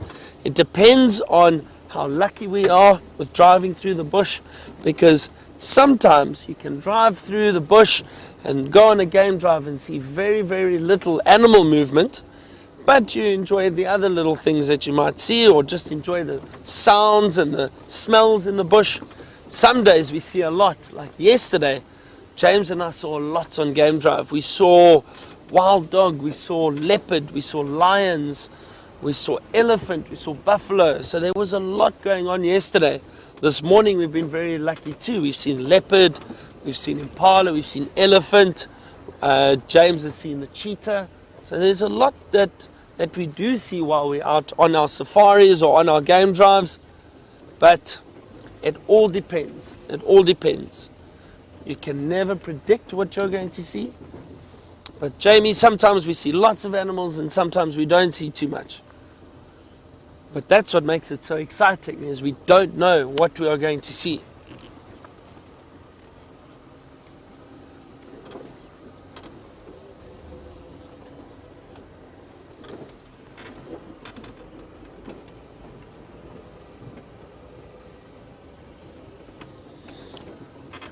Oh dear, it sounds like James is having a lot of luck this morning.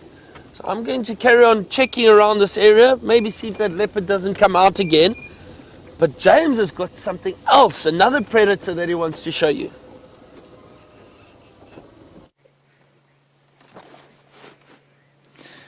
Well, look at that, everybody. We've got a whole lot of lions. 3 female lions, and they're a big male lion, and in the background you can probably hear some elephants shouting. And I'm whispering because when you're in the wilderness like this, you want to be very quiet so you can hear what's going on around you.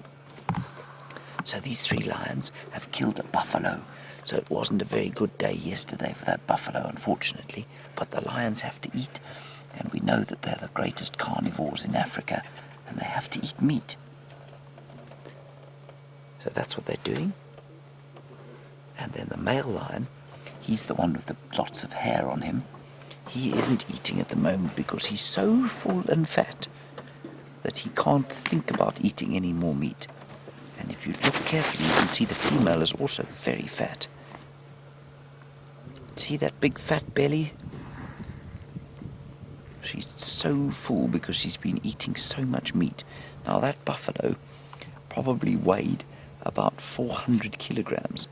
Now most of you probably don't weigh more than 25 kilograms, so that is more than 20 times your size. So they are very big animals, and the lions are very big as well. Those lions are about twice the size of those 2 cheetah we just saw. Huge. So I know many of you have been to the Kruger Park, and many of you have seen lions like this. They really are very, very big. Look at the eyes looking at us. Now, a very interesting question from Karula. Karula, you want to know when the cheetahs are going to eat their prey. I don't think they're going to eat today, Karula. You can see they were very fat, and they probably hunted yesterday. They hunted during the daytime. The lions, of course, we know hunted during the night time, and they killed this buffalo, not yesterday, but the day before that. So the cheetah probably won't be eating today. Now we've got something else we can show you. But let's just watch these, see what they do.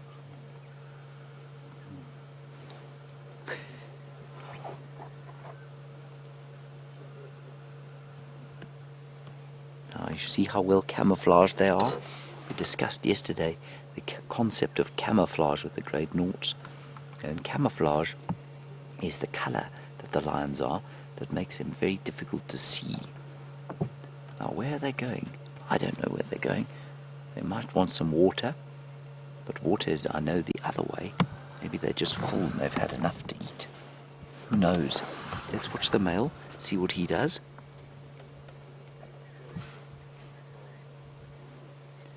And Lily, you ask a very good question. You say, will the lions eat the buffalo's head? Yes, they will. They'll eat most of it. You can see them the front of the buffalo's head. Now, I know this is a bit disgusting for some of you, everybody, but don't worry about it. That buffalo, of course, doesn't feel anything anymore.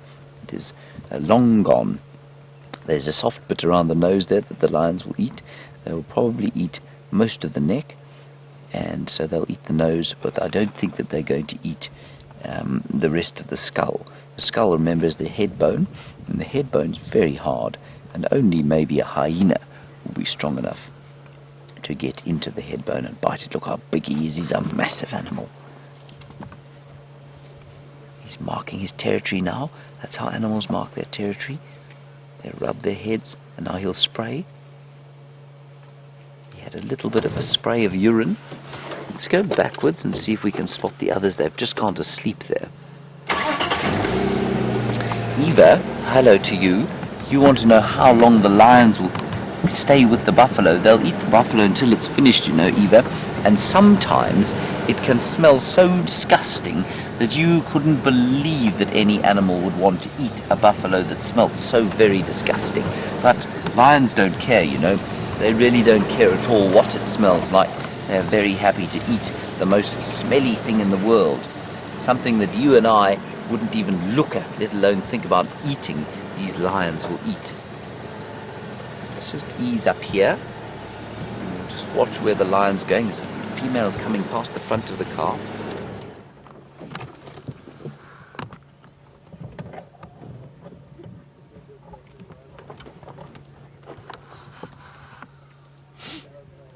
Hello, Pia. You want to know why dad lions have got lots of fur around their heads? Well, it's like a beard. You know that your dad's got a beard. He probably shaves his beard off, but if he didn't shave it, then he would have a very long beard, and you know that your mother doesn't have a beard. And it's the same thing with lions and lionesses. Lionesses don't have a big beard. The males do have a big beard. But that big beard of the male lions, everybody, is probably there to protect his neck, because male lions like to fight. They fight often. And that beard, that huge mane, it's called a mane, huge mane helps them to avoid hurting themselves when they're fighting. I think we should follow him. Let's leave the lionesses to their smelly breakfast, and let's follow the male lion down through the bushes there and see where he goes.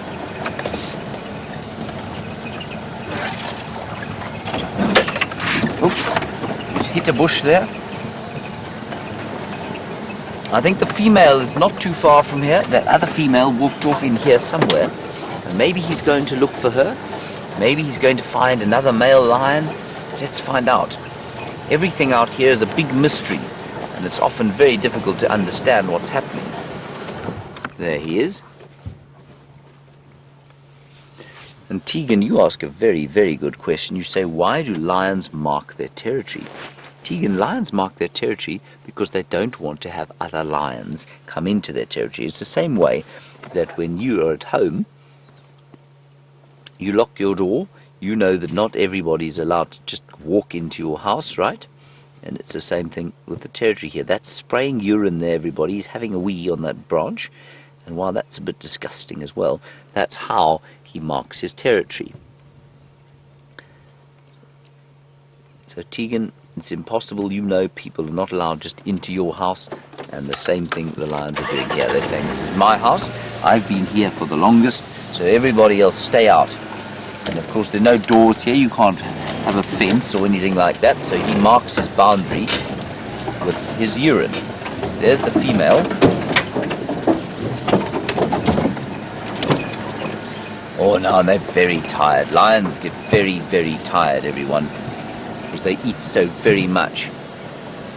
Let me just go around the other side there. I think we might get a nice view of him. Are you happy here, Bim? Probably actually better here. We just try and get a little bit closer to him.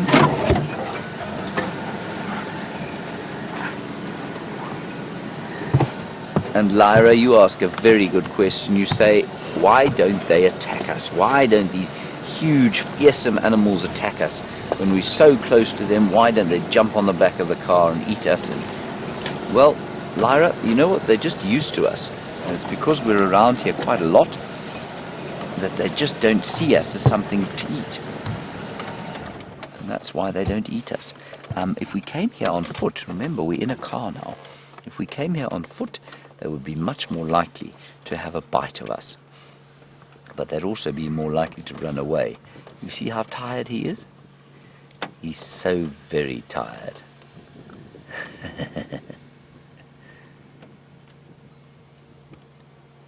I don't know where the other male is. Apparently there were two males here. But only one male that we can see. And you can see, I bet many of you have got cats at home, and you know that your cats at home do more of sleeping than they do anything else. And it's the same with lions. I'm sure many of you know that there are 24 hours in one day. And do you know how many of those hours lions can sleep for? They can sleep for 20 hours of the day. That's a very, very long time.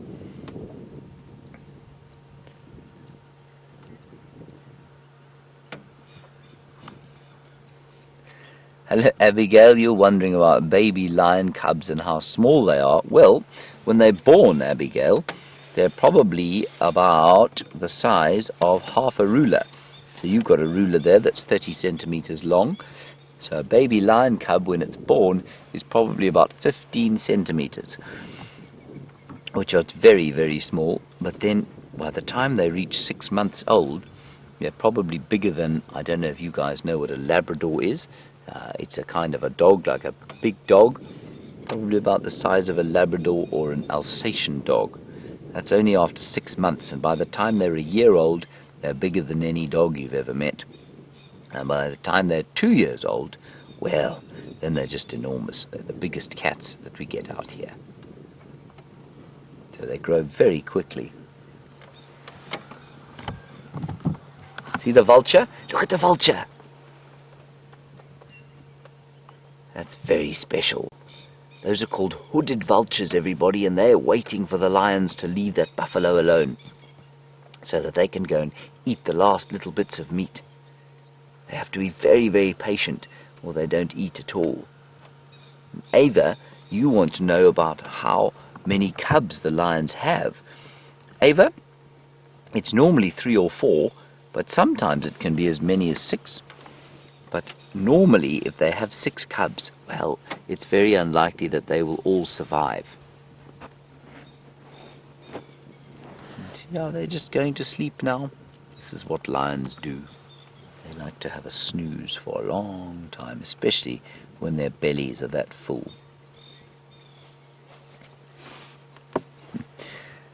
Amy, that's a very astute question from you. Let's move with them. Amy, you say, how many bird species have I seen this morning? Amy, I don't know. I don't think I've counted, but I can go through them quickly while we move the car. We've seen hornbills and starlings, and we've seen hoopoes, and we've seen babblers, and what else have we seen? We've seen 2 or 3 species of vulture. We've seen, what else? Franklins. We've seen doves. So probably about 15 species of birds so far this morning. But there are, you know how many birds there are found here? There are over 250 birds found in this area.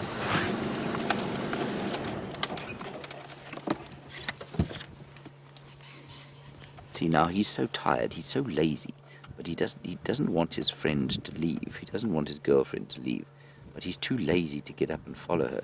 So now he doesn't really know what to do.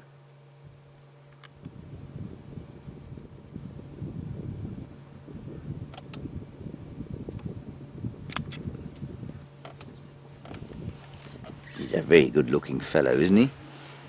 He's a lovely-looking lion.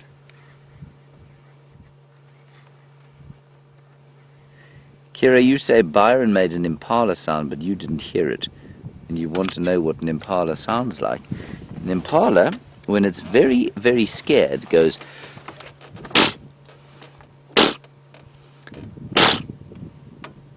bit like that. Liam's looking at me as though I'm mad, but it sounds a little bit like that, Kira. It's a big snort. Isn't he a lovely fellow? He's a very special lion. We're very lucky to spend some time with him.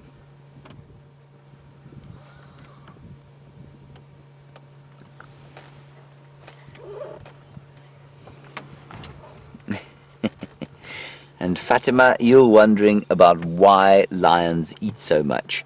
Well, they eat so much because they're so big. You know that your dad and your mum eat much more than you do, and that's because they're much bigger than you are. And this chap is more than twice the weight of your father, and so he eats much more than twice the weight that your father eats. Remember also, Fatima, they don't eat every day. Now watch him. See that? That's very special. What he's doing there is testing the air. I know it looks like he's cross, like he's growling, but he isn't. He's testing the urine that the female put there, and he's testing to see whether she wants to become a mummy lion again or not.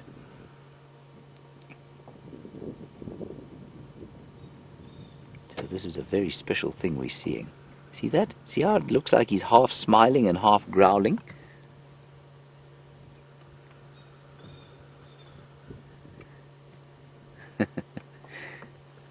And I think he's going to follow this female. Let's go and see. There she is. Oh, he's such a fat-bellied fellow. He's had so much buffalo meat to eat, he doesn't know what to do with himself. We're so lucky to have this very special sighting while you guys are with us. You know, we don't always see cheetah and lion and leopard in one drive. That's very unusual.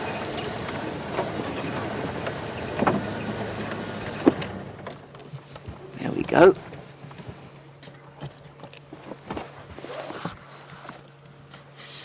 Hello, Pia. You want to know why birds called babblers are called babblers? Well, Pia, because they babble. They make a big noise. It sounds like they're having a conversation the whole time. They go...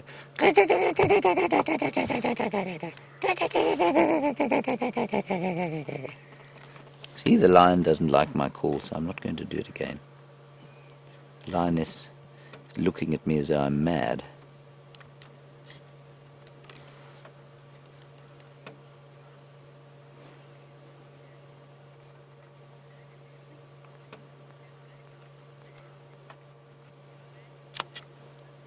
And Jamie, you went to Monte Casino Bird Park yesterday and you say you saw lots of birds of prey.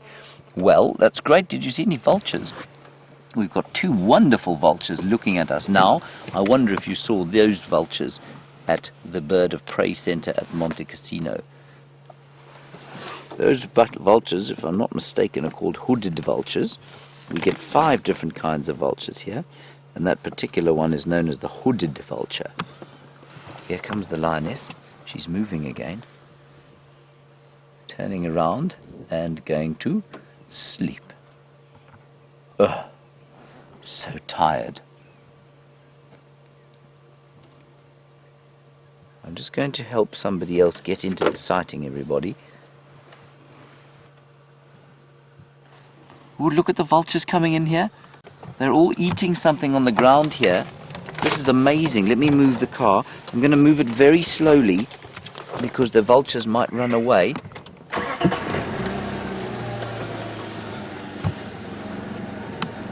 I think you know what I think they're eating? I think that they're eating lion dung.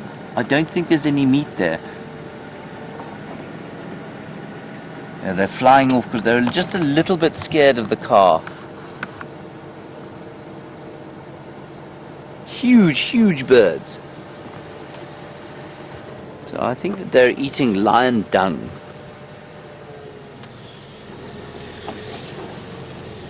Let me just move back and see if we can't get a decent picture.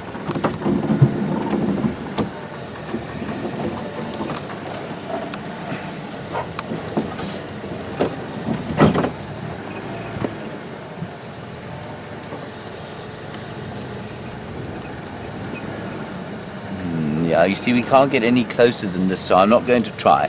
Let's go back to the lions. And we can have a look at this big hooded vulture over here. There we go. Now that bird, everybody, you've all seen a hardy-dar, I'm sure, in your garden. You know what a hardy-dar is? That bird's about twice the size of a hardy-dar. Huge, huge bird. And he's got a very special beak. You see his beak is very thin and it's very sharp. And that very thin, sharp beak allows him to eat the bits and pieces of meat on a buffalo carcass that no other animal can get to.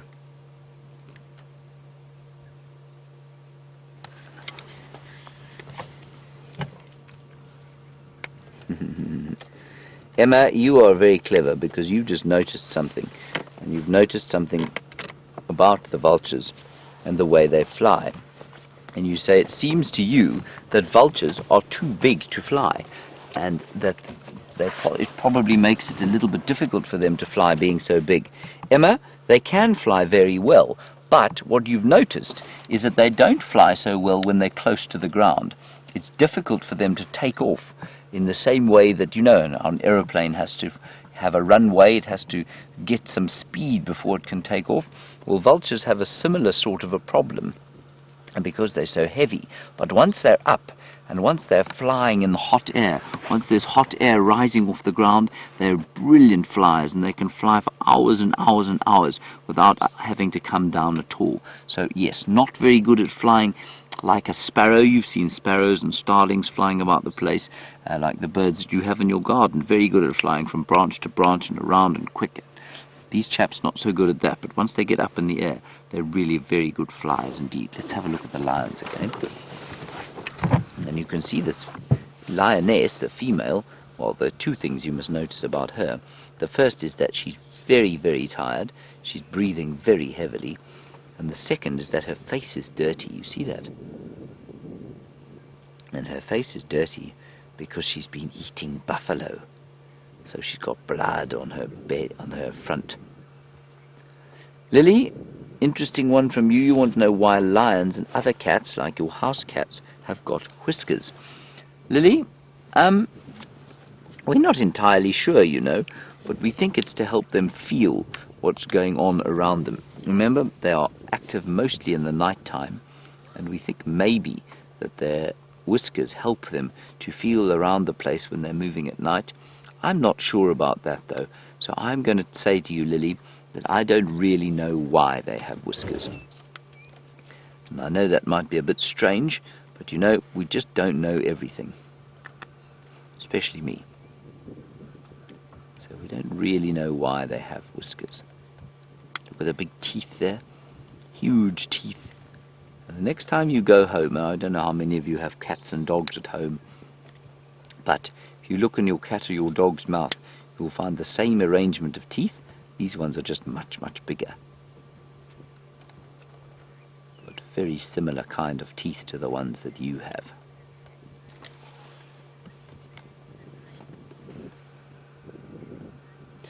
And Khalela-sang, you want to know how much a lion eats every day.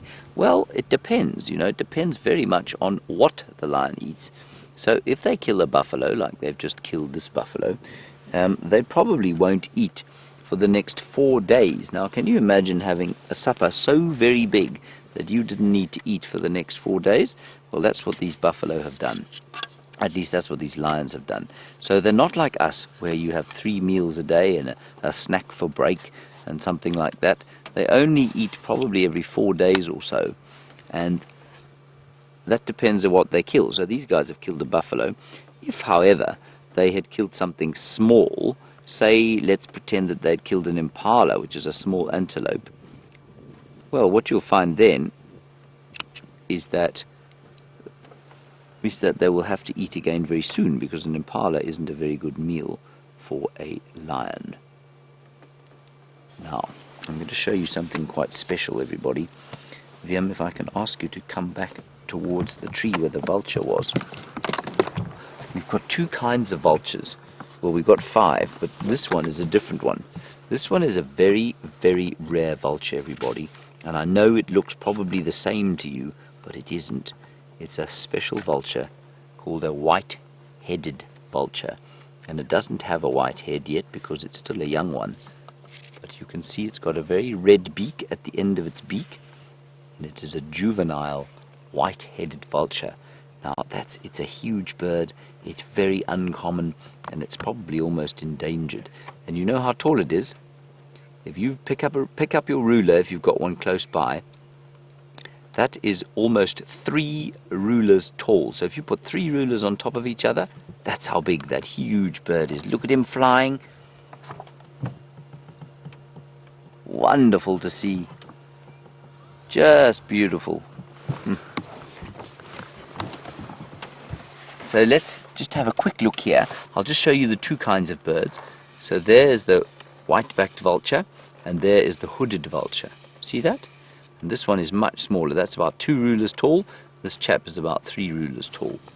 Huge, big, white-headed vulture. Beautiful. And Eva, you want to know if vultures ever kill things for themselves.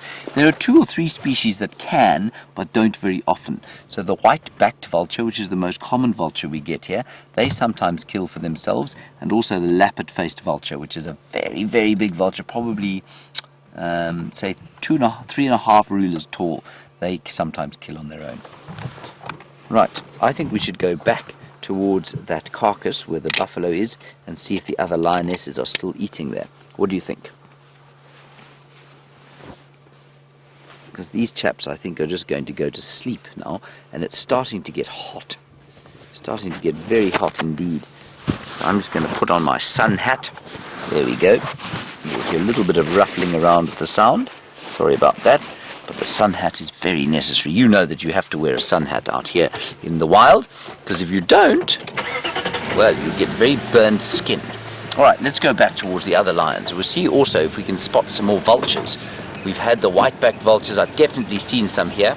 Oh, and I know a lot of you are excited by birds. There's a bird called a purple roller.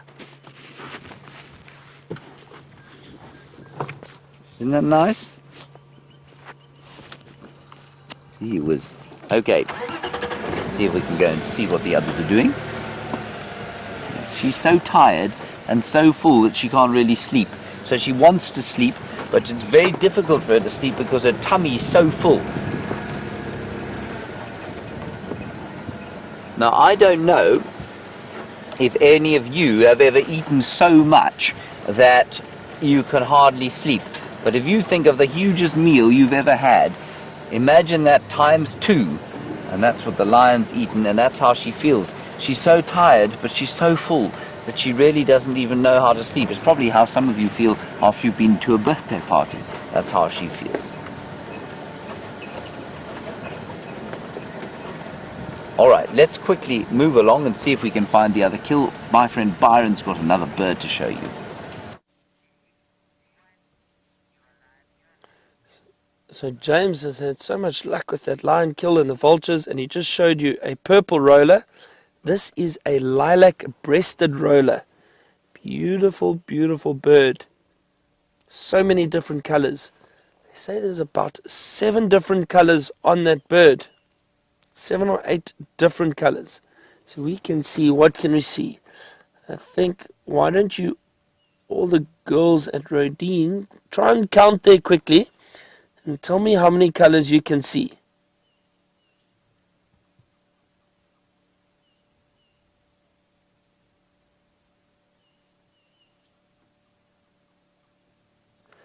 Let me know. Tell your teachers to send in the answers and we'll see how close you get. So our bird life this morning is really great. And Amy was the one who wanted to see a lot of birds. There's been so much going on with all the big animals, the elephant and the lions feeding on a buffalo. Very exciting. Looks like this roller's got something stuck on his beak. Possibly just a little bit of sand or mud.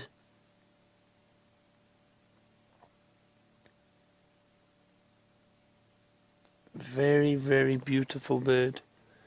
And when they fly, when they open their wings, they've got a bright, bright, bright blue color under their wings. One of my favorite birds to see. And how they get the name roller is when they fly in the sky, they sometimes have, or they do this wonderful call. It's a very loud, harsh, screeching sound. And while they do that, they then stop flapping their wings and they do loops in the air, like these little half-moon loops. And they roll a little bit, and then as they come down, they twist from side to side. It looks very funny. And they shake their wings from side to side, and they come all the way down and land in a tree. And that is how they get the name roller, is because of that wonderful display they do in the sky.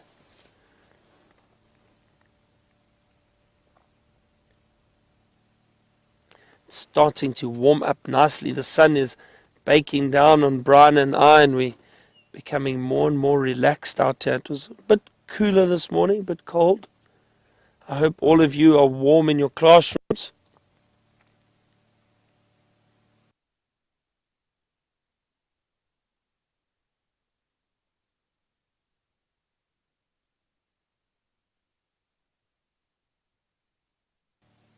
Up to 10 different colors.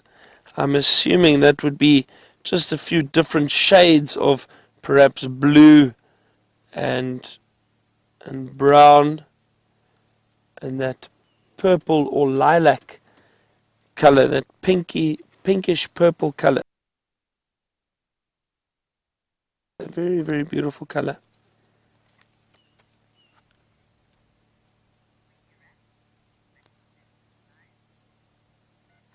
So glad he has sat there for a while, allowed us to watch him and view him. We're going to continue searching for some other animals. while I do that, James has still got those lions with the buffalo kill. Let's see what they are up to.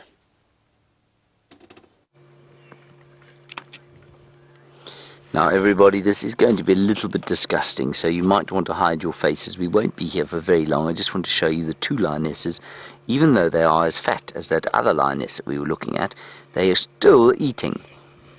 So it's like I was saying to you, it's like you going to one birthday party and then you have to go to another one and then another one straight after that. Can you imagine how full you would be? And that's what these lions are doing. They're having a good steak meal. Now lions are what we call carnivores. The leopard you saw is also a carnivore. The cheetah you saw is also a carnivore. And a carnivore means that they eat meat only. So they'll only eat meat.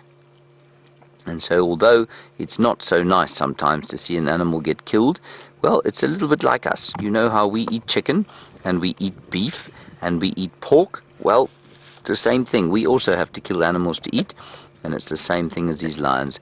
And Izzy, you say, why do lions have such big teeth? Well, if you want to kill a buffalo for your supper, Izzy, you've got to have a weapon. And the big weapon that lions have are those big teeth, and of course those big claws that they've got. They've got very sharp claws, and they have to have, otherwise it would be impossible for them to kill animals like this buffalo, and that would be impossible for them to eat then. Even if they wanted to, they couldn't eat vegetables. Now Lily, I think it's a very clever question you've asked. You say, do lions eat grass at all? They do sometimes. I don't know how many of you have got dogs at home, but I'm sure some of you do, and some of you would have seen them eating long green grass sometimes. You must think to yourself that it's very strange that they do that. I'm just going to quickly talk to Andrew on the radio, then I'll get back to you, Lily. Yeah, sure, go for it, Andrew. We've got two females here and one male, and then the other male and female have moved off towards the south. So Lily, they can eat grass in the same way that dogs sometimes eat grass. And what that does is it helps them to line the digestive tract. Now I know that's quite a complicated way of saying things, but I'll say it again for you. Line the digestive tract.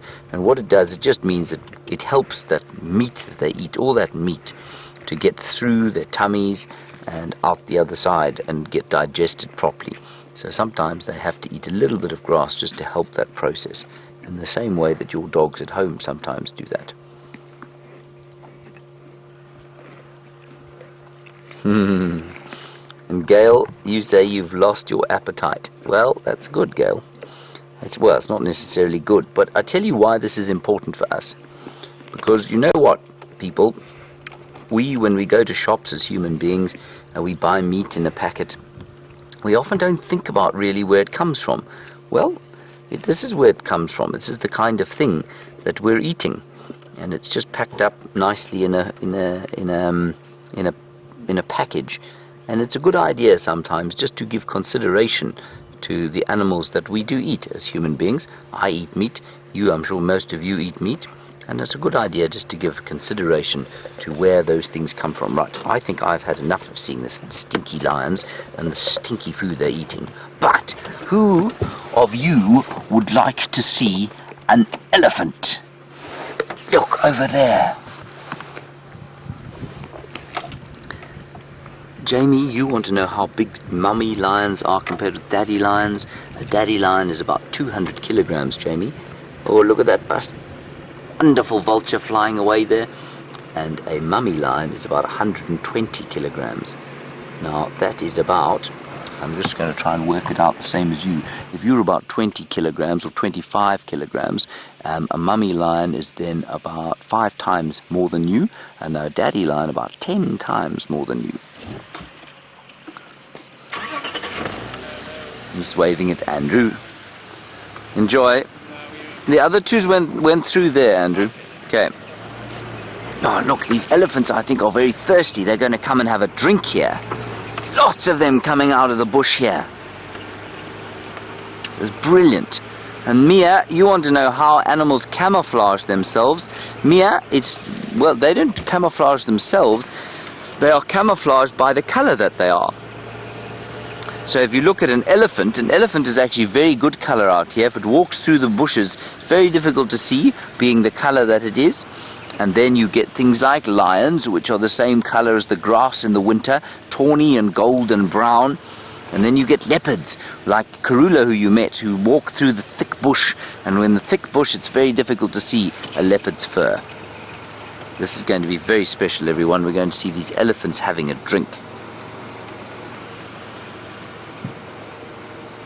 That's wonderful. We're very, very lucky today to see all these things. We don't always see such amazing things in one drive.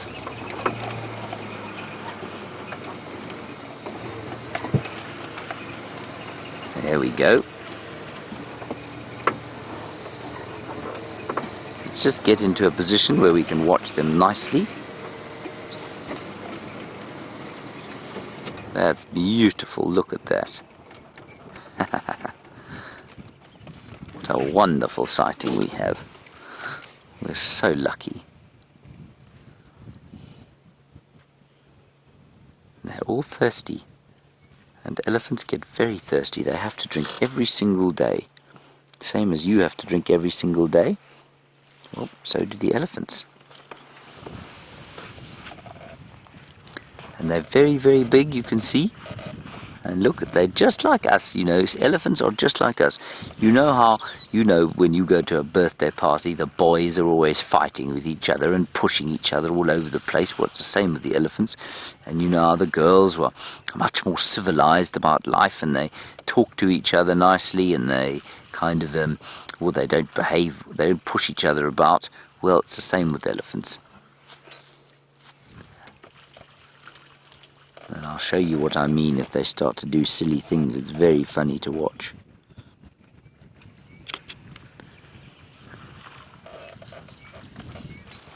Look at that one there, trying to climb up the bank. That's a young bull. It's a young male. He's just playing. He's not actually stuck. He's just playing because he's being silly. Isn't that funny?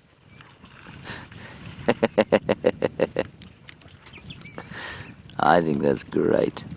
There we go, he's climbed up.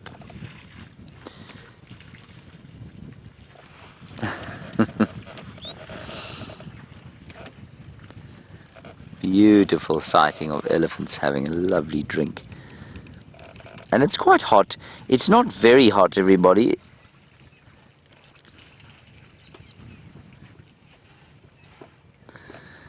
And Lera and Fatima, you want to know how big an elephant is in real life.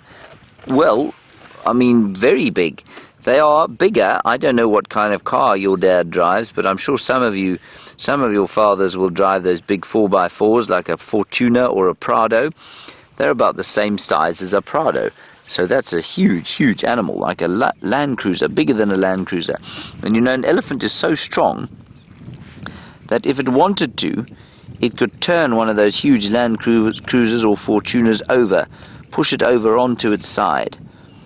And that's how big they are. They weigh 6,000 kilograms. A big male elephant weighs 6,000 kilograms. You know how heavy that is? Oh, and we've got zebras running around here. Oh, it's just wonderful. Look at that.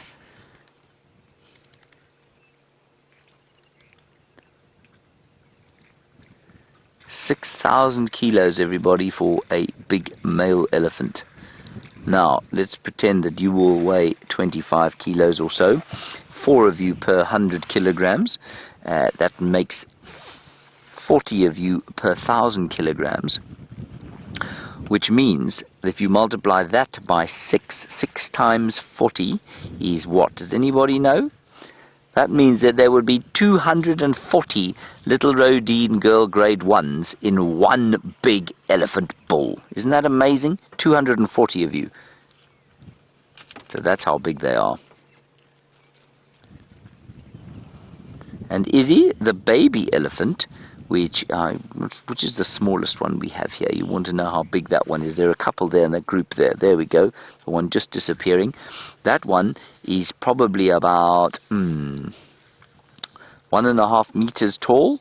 So that's about 5 rulers tall. Isn't that impressive? 5 rulers tall and probably weighs about 250, no more, about 400 kilograms.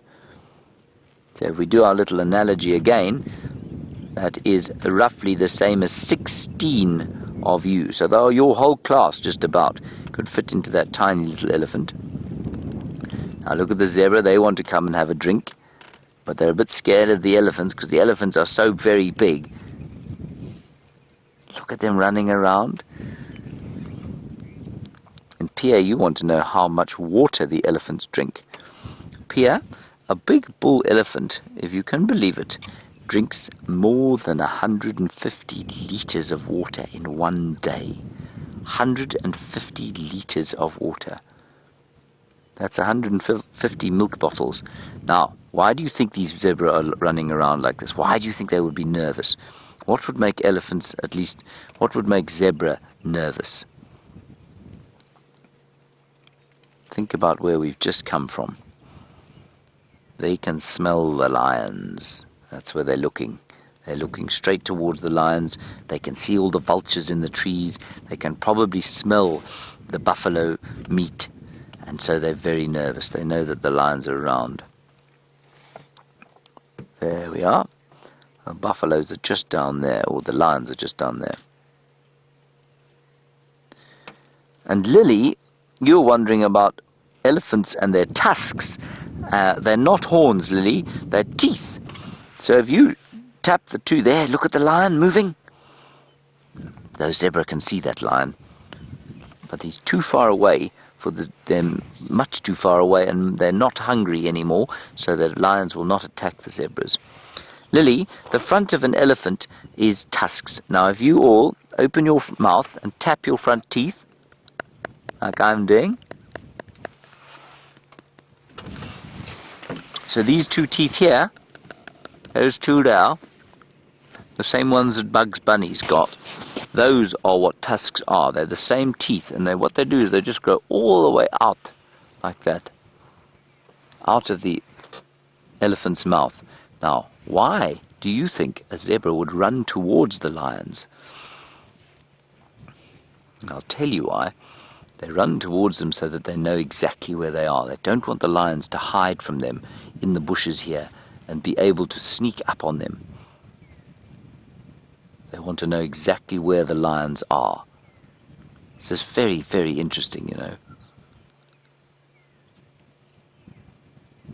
We've got zebras and vultures and lions and elephants disappearing. Adrian, you want to know what elephants eat when they're born? Same thing you ate when you were born, Adrian. They eat milk. They suckle from their mums. They are mammals in the same way that you are a mammal. And so they drink milk from their mothers. And then when they're about a year or 2 years old, then they finish drinking milk and they eventually will start to eat grass. But they can suckle from their mothers up to 4 years, so much longer than human beings will suckle from their mothers. There they go, just down the hill there. We're not going to follow them, we're going to let them go gently down into the woodland. What a very special, lucky time we've had. Okay, let's go down back towards where the vultures are and see what we can see there. I think we'll just leave the elephants there. Gail, you want to know how an elephant breathes. Gail, how do you breathe? How do you breathe? Where do you get the air from? Through your nose and through your mouth. Same way that an elephant does it. Their trunks, there's a big nose, that's what that big trunk is. They can breathe through that. Otherwise, they can breathe through their mouths as well. And that's how they get their air. Same as all mammals. Some mammals can't breathe through their mouths, they can only breathe through their noses. And those zebra apparently are a good example of a mammal that is unable to breathe through the mouth. They can only breathe through the nose.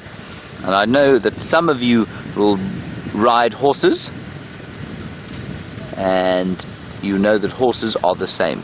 Okay, everybody, I believe you've got to go back to your schooling day. And thank you very much for coming on safari with Liam and I, and with Byron.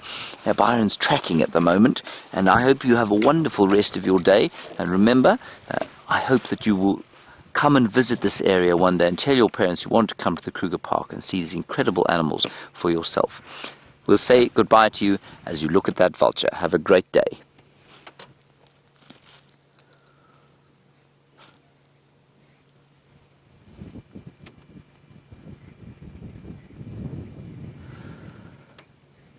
Alrighty, let's head across to Byron for the rest of us and find out what he's doing. I don't know where to look around here anymore.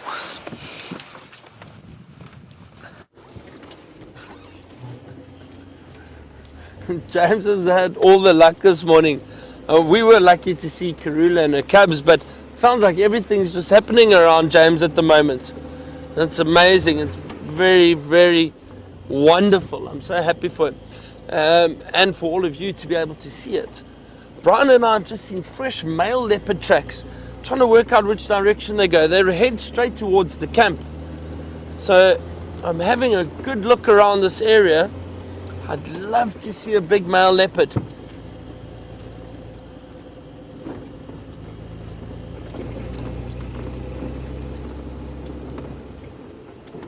Almost walked straight past the FC. So if that is the case and the ladies missed it, we're going to have a word with them later.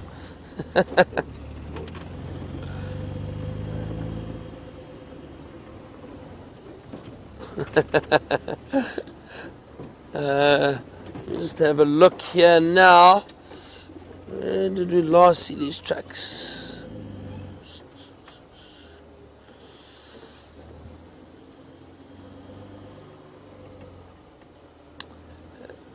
There is the small Gallagher waterhole, which is not too far from us, and it's a good chance that leopard walked right down to there to go and have a drink.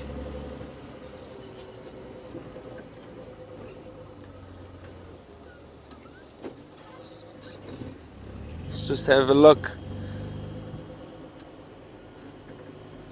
Love to be able to show you this male leopard track.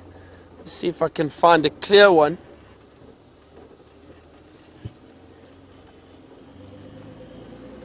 I think this was the last place we had the tracks, just back here.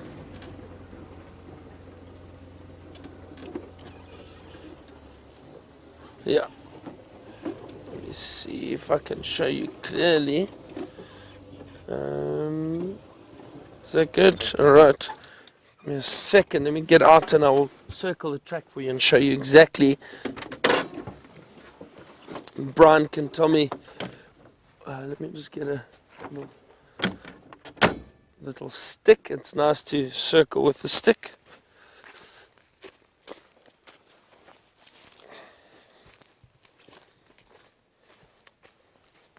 Alright, Brian, which ones are the best? Can you see these over here?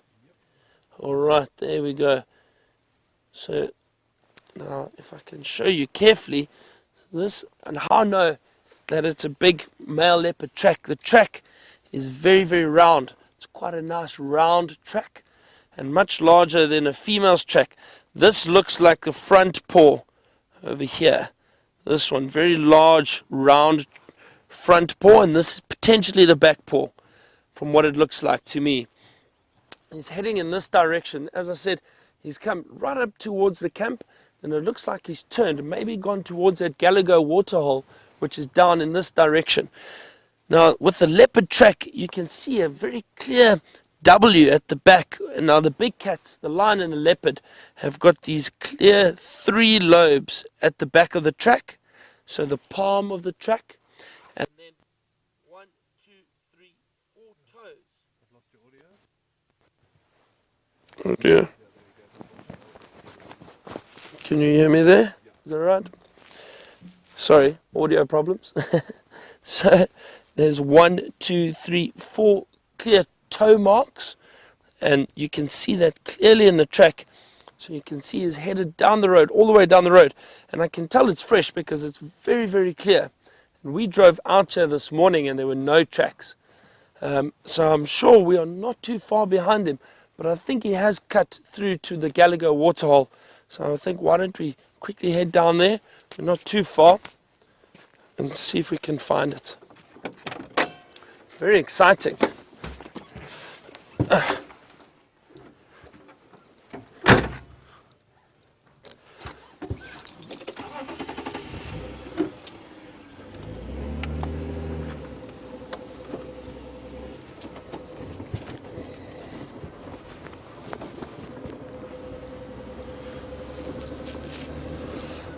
It's a lovely morning. The temperature's warmed up wonderfully. It's going to be a really, really great day. Another great day. And what a morning we've had. We've had so much activity.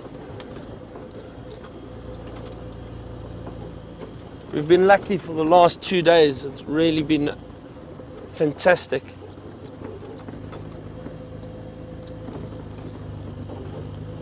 Come on, Brian, let's try to find this male leopard. That'd be awesome.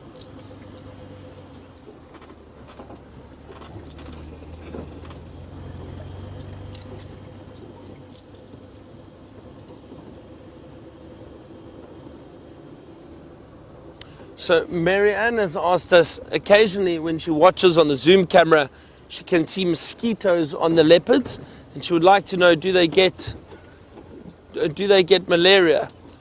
No, Marianne, they do not, but it's probably not mosquitoes. Sorry, I just want to have a look. Those look like hyena tracks though. Yeah, that's all right. Not far from their waterhole. So Marianne, it's probably not mosquitoes. It's little fleas or bugs. Sometimes tiny little flies that bother these big cats. It's not mosquitoes. But no, these animals out here do not get malaria. Definitely not that I know of, but I'm almost certain I've never ever heard or seen of an animal dying of malaria. They obviously have different immunity to mosquito bites compared to us. But those that you can see on the camera are most likely little flies, little midges that are bothering those animals. Just keep looking very carefully through the bush while we're driving here. Never know, this male leopard could be just around the corner.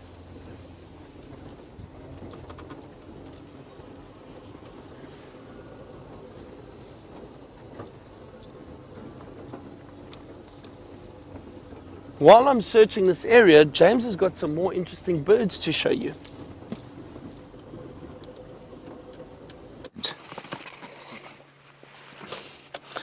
There's an incredible array of vultures here, everybody. We've got the white-headed vulture. That's that one there. And that's the one we showed the kids. It's a juvenile white-headed, but it is massive. And I don't know if you're going to get the perspective here, but if you go we move to the right, you can see there the size of the hooded vulture, which is not a small bird, but it's appreciably smaller than the white-headed. And then you've got our sort of standard issue, as VM describes it, a classic vulture, the white-backed vulture there. That's the one sort of sitting on his haunches. And in the background you can see the lions pulling that buffalo about the place.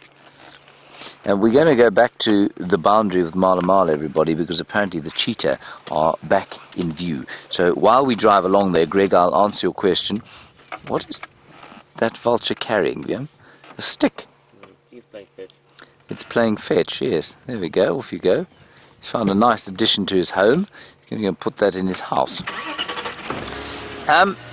Greg, the wingspan of the white-backed vulture, if I'm not mistaken, is about 2 meters. And that's about 7.5 to 8 feet. I will just check that up for you. The biggest... No, they are. Hey, look at that, 3 different species. Oh no, 2 different species. The white-backed sitting with the white-headed.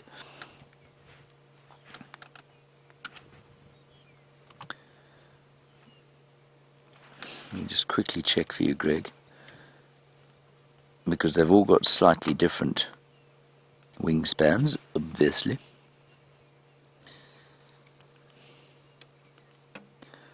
So the white-backed has a wingspan of 2.2 meters, so that's about, yeah, it's about 8 feet. No, 7.5 feet. Then I think the biggest one is the Cape vulture, and the Cape vulture has a wingspan of 2.5 meters. So what's that in feet? 2.5 meters is about 6 foot 2 plus another 30 or so. Now that's about 7.5 feet. 2.5 meters, 7.5 feet. So the whiteback that you're looking at there is, well, now you're looking at a hooded. That's probably got a wingspan of about 6 feet.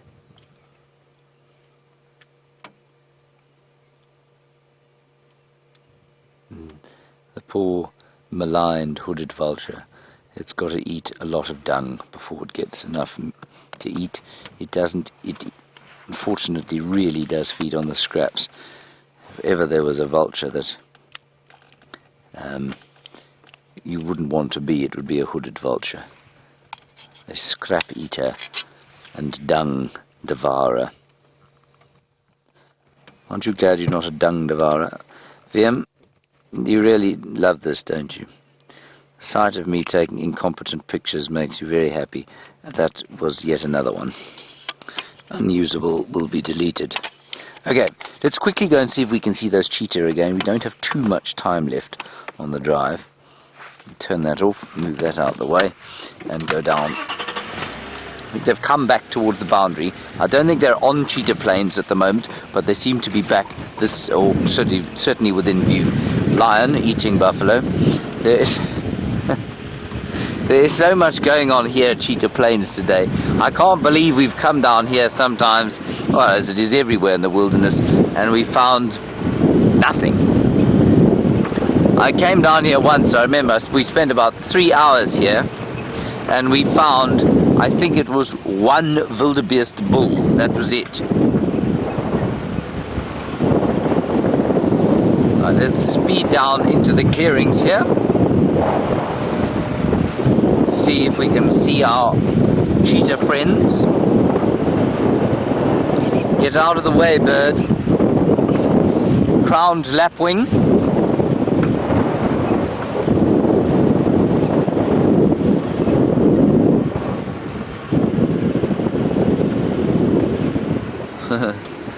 Hello, Susan in New York. What a lovely question. You say, you say, have I ever had the sense that some of the animals in the park here individually recognize us individually? Susan, I have, but I don't know that if I'm being... I suspect quite strongly that I'm seeing things that aren't there. So as a biologist, I would say to you, I think it's very unlikely. But anybody who has worked with animals for extended periods, for example, if you've worked with chimpanzees, if you've worked with a dog can recognize you individually, there's no question. So I don't really see why it wouldn't be the case that the animals out here wouldn't be able to recognize us. Where is Andrew? Do you see the cheetah anywhere? We're just going to look around here. Apparently they came back towards the boundary. I'm just going to get hold of Andrew quickly. Andrew, come in.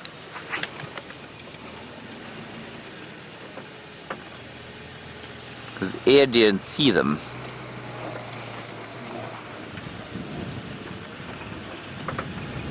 We might have to drive back along that... Oh, there he is, I see him. I got him now.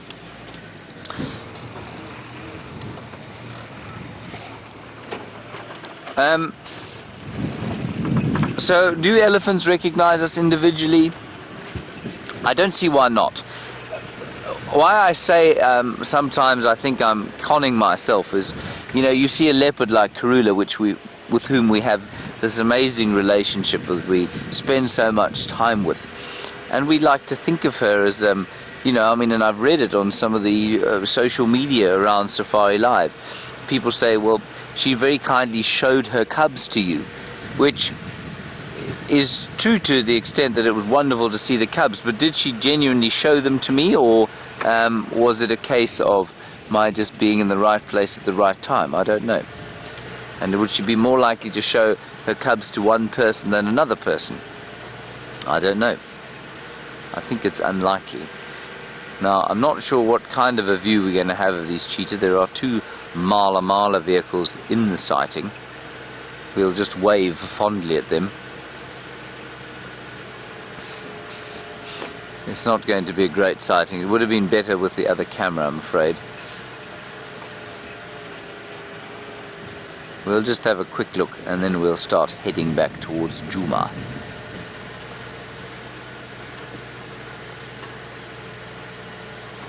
Yeah, this is not going to be the best cheetah sighting you've ever had, but they are cheetah and it still will be decent. There we go. Very nice.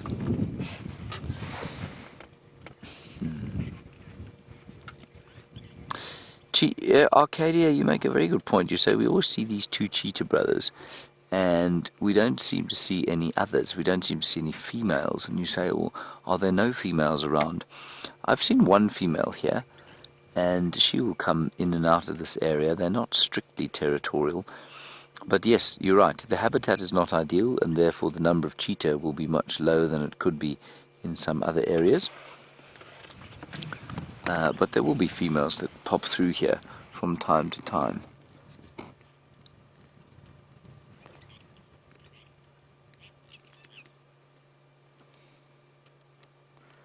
There's a herd of wildebeest also grazing peacefully in Mala, enjoying the warmth of the morning now. The sun has come out. It's a delicious morning, I must say.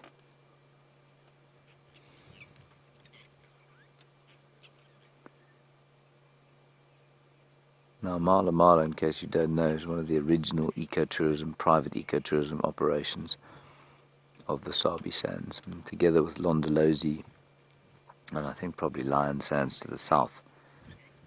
They really did pioneer ecotourism in this area, this private ecotourism that has sustained the Sabi Sand and created almost an entire industry out here. Provides countless jobs, has protected any number of hectares of land and provided a safe haven for animals like those 2 cheetah that you're looking at now.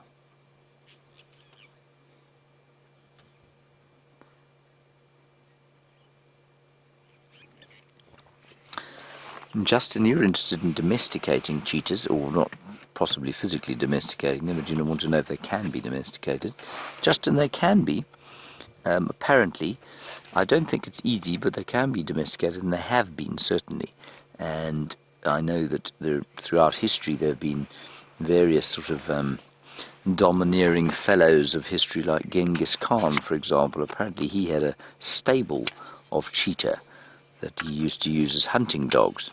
So yes, they most certainly can be domesticated.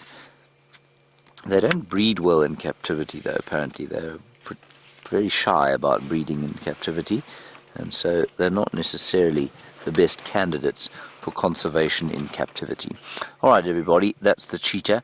I don't think we're going to sit with them any longer. We're going to make our way back towards Djuma slowly, and maybe we'll be very lucky on the way there. Maybe Nkanyeni will pop out. And many lion tracks up and down this road, I suspect, from those lions that we saw there. Now, those of you who are regular viewers, would you kindly give some thought to which lions those were? We think they were 2 Birmingham boys, but we don't know. That wasn't very friendly. He didn't wave at me at all, but his guests are waving at me.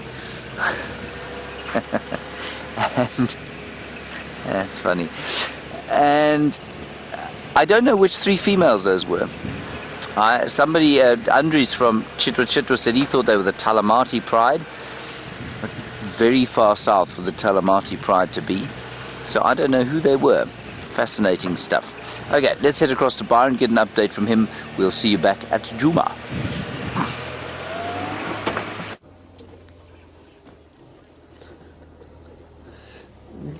James, you can't just lose your train of thought like that.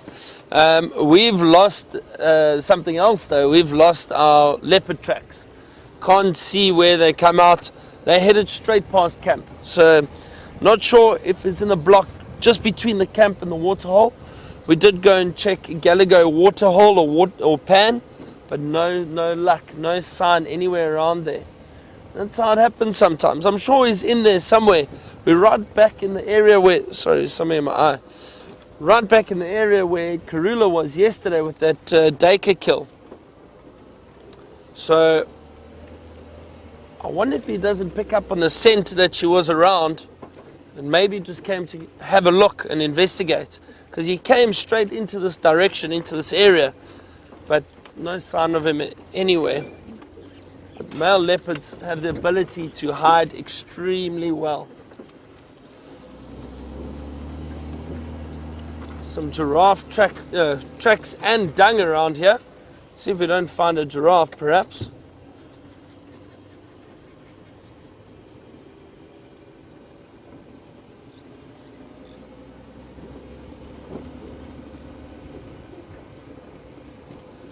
James is definitely having so much luck. Everything seems to be falling in his lap. I am going to mark it down to luck and not skill.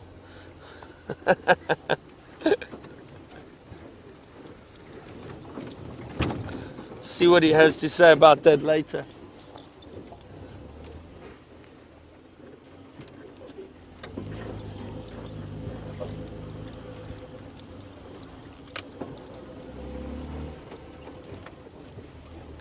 So Mark in Chicago has asked an interesting question, and I've been touching on it a little bit. Hang on, a little hornbill.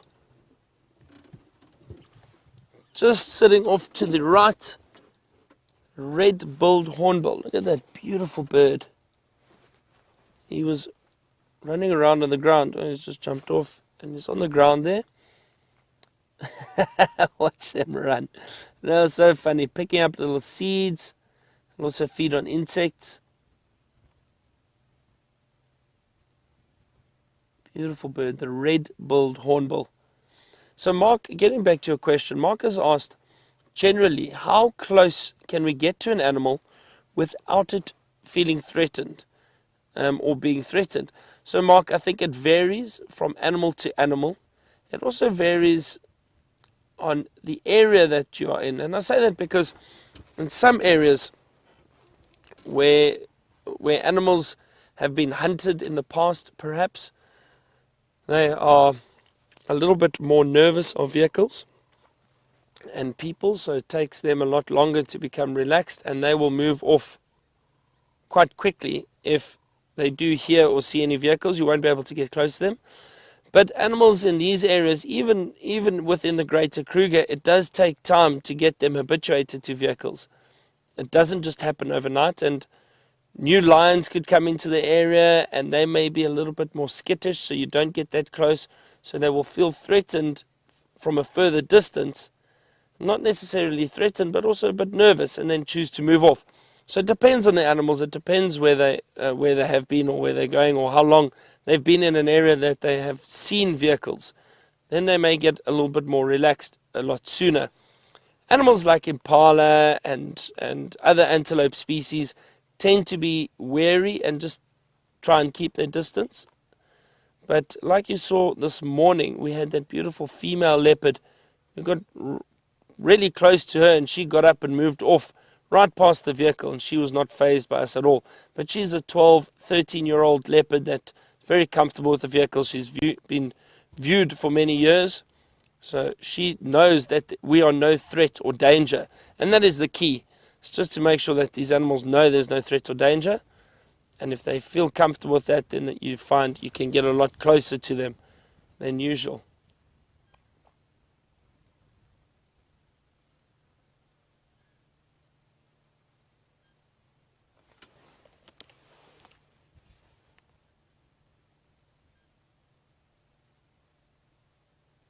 This hornbill is looking for food, just carry on scratching.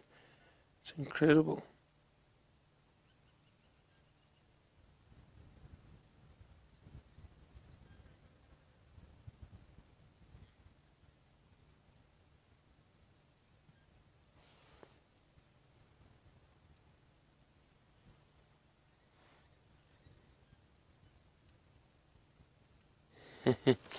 Beautiful bird.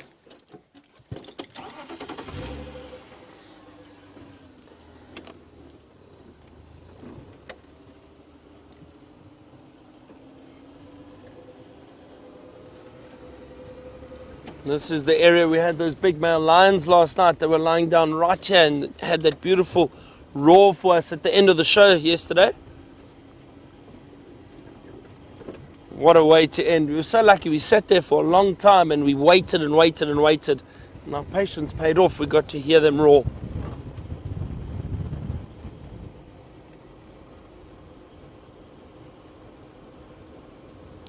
Lex, do you copy Lex?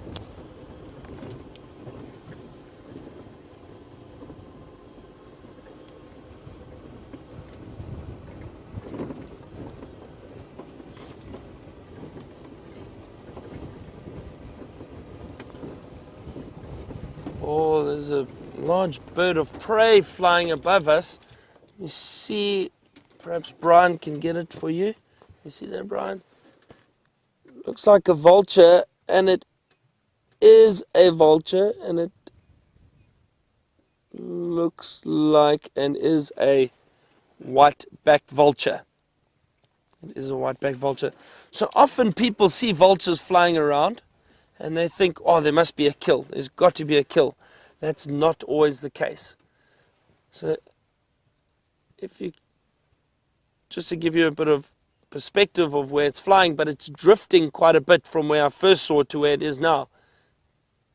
And what is happening here is the vulture has picked up the thermals. The day is starting to warm up, and all the hot air is beginning to rise.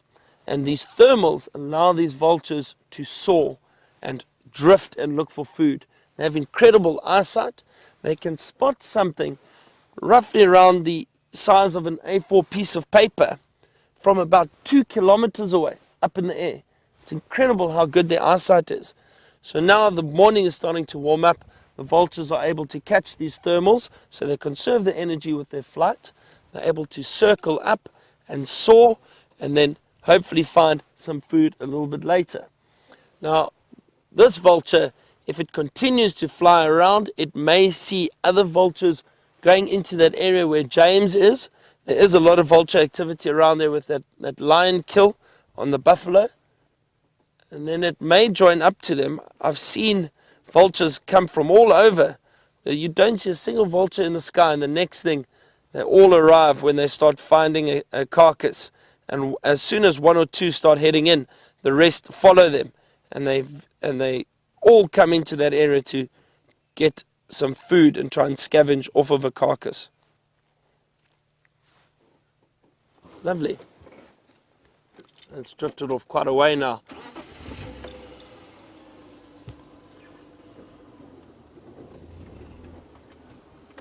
Speaking about James and the carcass that he saw this morning, let's get an update from him and see what he is up to.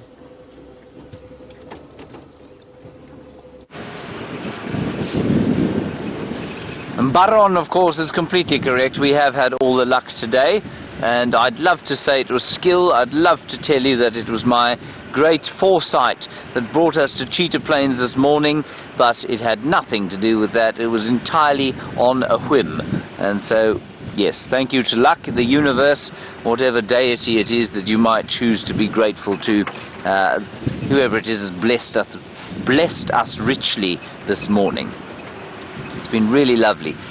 Not Byron, Viam and I were just wondering what happened to those dogs yesterday and wondering if they'd been called in. I wonder if they're not on Biffel's Hook, perhaps. They would definitely be a long way from us. And I wonder too if you've had any thoughts on who those lions were. Pretty sure they were 2 Birmingham boys. We had the other 2 yesterday. One of them on Chitwa today. The other one are those 3 lionesses.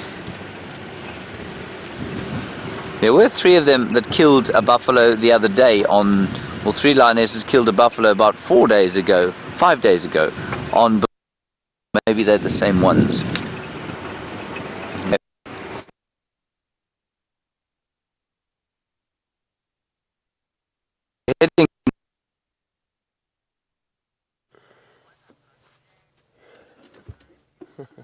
Well, so James has just been lost there. Not sure which area he's driving through. He's still on Cheetah Plains.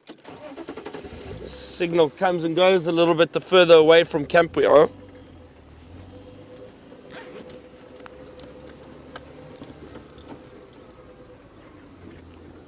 But luckily there are two of us. So if one does go down, the other one is always around. And hopefully has something to show you. At the moment I've got nothing. I haven't had as much luck as James has had this morning. But it happens like it. Oh, I say that, but you know what? We were very lucky this morning. We got to see a female leopard and her two cubs. That's incredibly lucky. So we must never take our sightings for granted. It's really nice just cruising through the bush now, seeing what we can bump into. You never know. There's signs of elephant around, but I haven't. We saw some earlier, but just as we got those leopard tracks, Brian and I thought, you know what, these leopard tracks are fresh.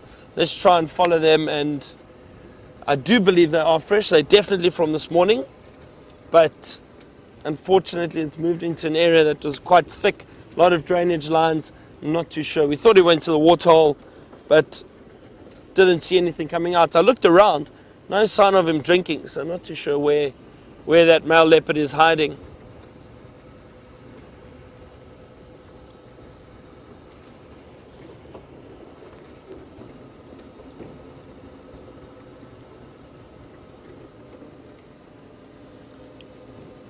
And a big hello to Andre, Denise and Shireen down in the Eastern Cape. Now, they say they've been watching the show quite a bit and really enjoying it. I hope so, and I hope they have enjoyed it as much as I have. It's been great, and they say a lot of them, they've been watching it before work in the mornings, and I know some people are watching while they're at work, and that's great. If you've got the opportunity to do that, that's very lucky and that's fantastic.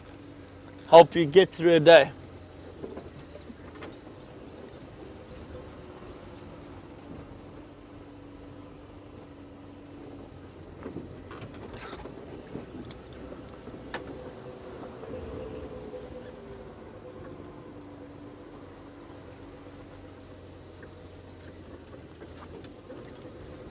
So Bud in North Carolina has asked us, as the dry season continues and begins to worsen, what other animals are we able or likely to see show up on the plains of Arethusa or Djuma or Cheetah Plains? So, Bud, the best way to describe it, and let me just stop in the shade so I can explain it nicely to you, but these areas, the animals are here throughout the year, so they're constantly moving around. It doesn't matter whether it's summer or winter. The only real difference is in summer, the bush is a lot thicker. It's very lush, it's very green, because summer is our rainfall season. So we tend to get a lot more rainfall and everything grows, and it's very, very beautiful. The winter, all that happens is the bush begins to thin out slightly. So it might be easier to spot some of the animals. We don't have migrations in southern Africa. So the animals are always around. There's always a little bit of water, enough to get them through, hopefully, through the dry season. So you're not going to necessarily see different animals just showing up because it's a drier season or because it's a summer season. The only thing that will change is the bird life. And the reason for that is in summer we have a lot more rainfall and it's a lot warmer. So you get birds from northern Africa or Europe migrating south and enjoying the summertime down here with us. And then in our winter they migrate north again, back to North Central Africa or some up to Europe. So those birds, sorry, I've got a fly buzzing around. Those birds would change, the bird species and that. But in terms of animal movements, the animals are always around here. These areas, they do not move out in and out of the area completely. So you're not going to see different animals at different times of the year. It might just be easier to spot some of the animals in winter because it is a little bit more open.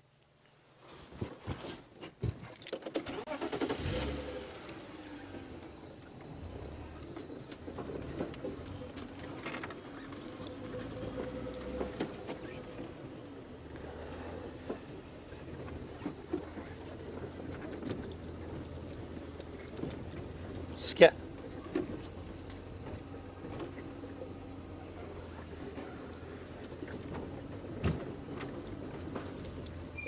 So James Richard has asked me what my favorite sighting has been this week.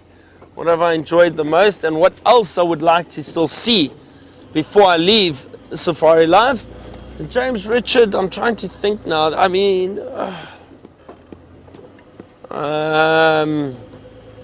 sure.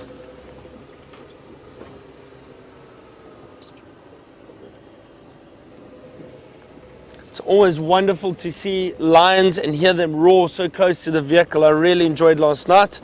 That's one of my favorite. But I think this morning, that female leopard with her 2 cubs, it's so special to be able to see that. I really can't tell you how lucky we are. It's not something you see often, and to be able to see Karula and her 2 cubs, for me, was definitely a highlight. What else? But we've seen a lot of interesting things. The giant eagle owls that we saw, that was great. That was very different. We saw, what else did we see? We've seen so much. The cheetah the other day, that was nice and a great surprise. So, yeah, but I'd have to say the leopard this morning with the 2 cubs, that was really, really great. But also, now that I think about it, the elephant, the amount of elephant around has been fantastic. I love elephant, love spending time with them. And the elephant in this area have been very relaxed with us being around.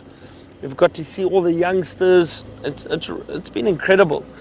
I would like to see a big dominant male leopard before we go, and it looked like those tracks we had this morning were of one. So I may, when we get back to camp, I may just head out and go and walk through an area and see if I can't track and find exactly where he's gone. We might be able to show you that this afternoon. But that would be great. That would be something that I'd love to see before I leave here. But then from here, I just head south to Londolozi. I'm guiding guests there for a few days. And then I'm staying and helping there for a short while before I head back to Johannesburg. So I've still got a long period of time in the bush, which I'm looking forward to, guiding different people from all over. And that is something I really, really enjoy, and that's why I love doing what I do. But Safari Live has been great, and all the support and questions and the fun that we've had. We've had so much fun. James and I, we really have enjoyed having each other around. I think, well, I speak for myself then. I've enjoyed having James around us as a colleague on the vehicles. I'm not sure what he would say. We've got some impala just running off. A young male and a female.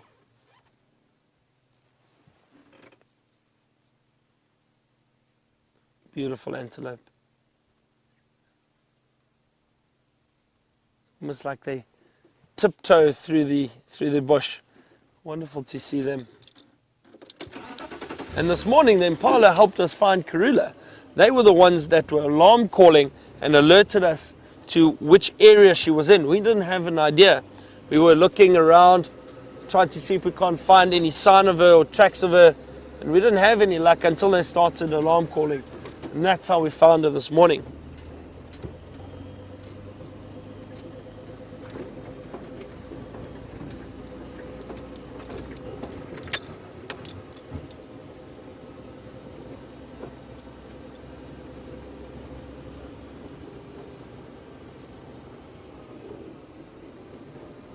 And Tammy Peterson, thank you very much for your comment, saying I fit right into the WildEarth family. I hope so. It's been great, and it's really fantastic to be able to come out and help for a short while the other guides get a bit of a break. And I'm sure I will be back in the future. It's a wonderful concept. I think the WildEarth, being able to showcase nature to people all around the world that haven't had the opportunity to get out here themselves yet. Some have been out and on safari, and they still watch and they still love enjoying it with us. But hopefully this just sparks that interest even further and gets more people to come out and visit.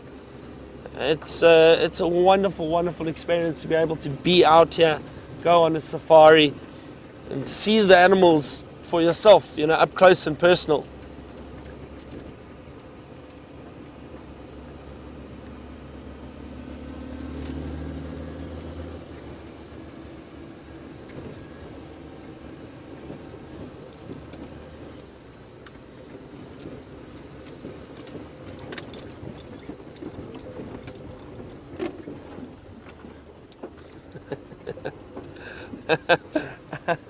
Aqua has asked, do I have 2 or 3 drives left with you?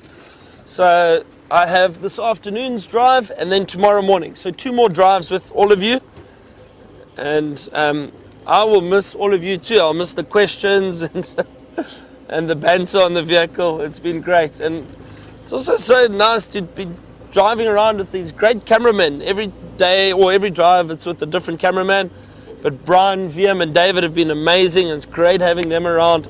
It's incredible to see what they do with the camera. I mean, you know, I could never do that. So the way they zoom in and follow the animals and find animals through thickets is incredible. And as I pass this herd of impala off to our left, thank you very much for this morning. I hope you have all enjoyed it as much as I have. Cross over to James that he may say goodbye. Thank you to Brian and the thumb. It was great, really great morning. And we'll see you this afternoon again. Don't forget to tune in and send us your questions. Off to James and his goodbye.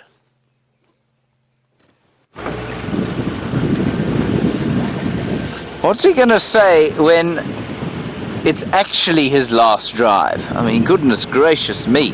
I'm very glad he's had a good time here and is continuing to have a good time here and will continue to do so for the next 2 drives. It has been great fun having Byron here. I will get on to that actually on his last drive, though not now. We're back on Djuma. We drove here at great speed. One, because we didn't have signal, and secondly because VM and I are now desperately hungry, aren't we, VM? And I think it's a fry-up today, isn't it? Yes. Just depends how much there is left. The shopping trip arrives today, everyone. We might be on to bland cereals this morning with 1 or 2 pieces of stale bread and maybe a bit of water heated. Fried cereal. We could fry the cereal. Did we? We had a fried up cereal cake or something. Oh, yes. Okay, maybe we could fry some cereal. That would be delicious. As long as I'm not involved. I'm the world's worst wildlife photographer, but I'm pretty close to being the world's worst cook as well. In fact, I'm a worse cook than I am photographer, and that really does say something.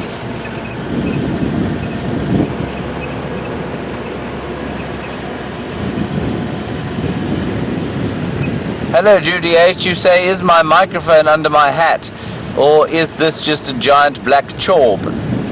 You actually didn't say that. You said, or did someone clobber me?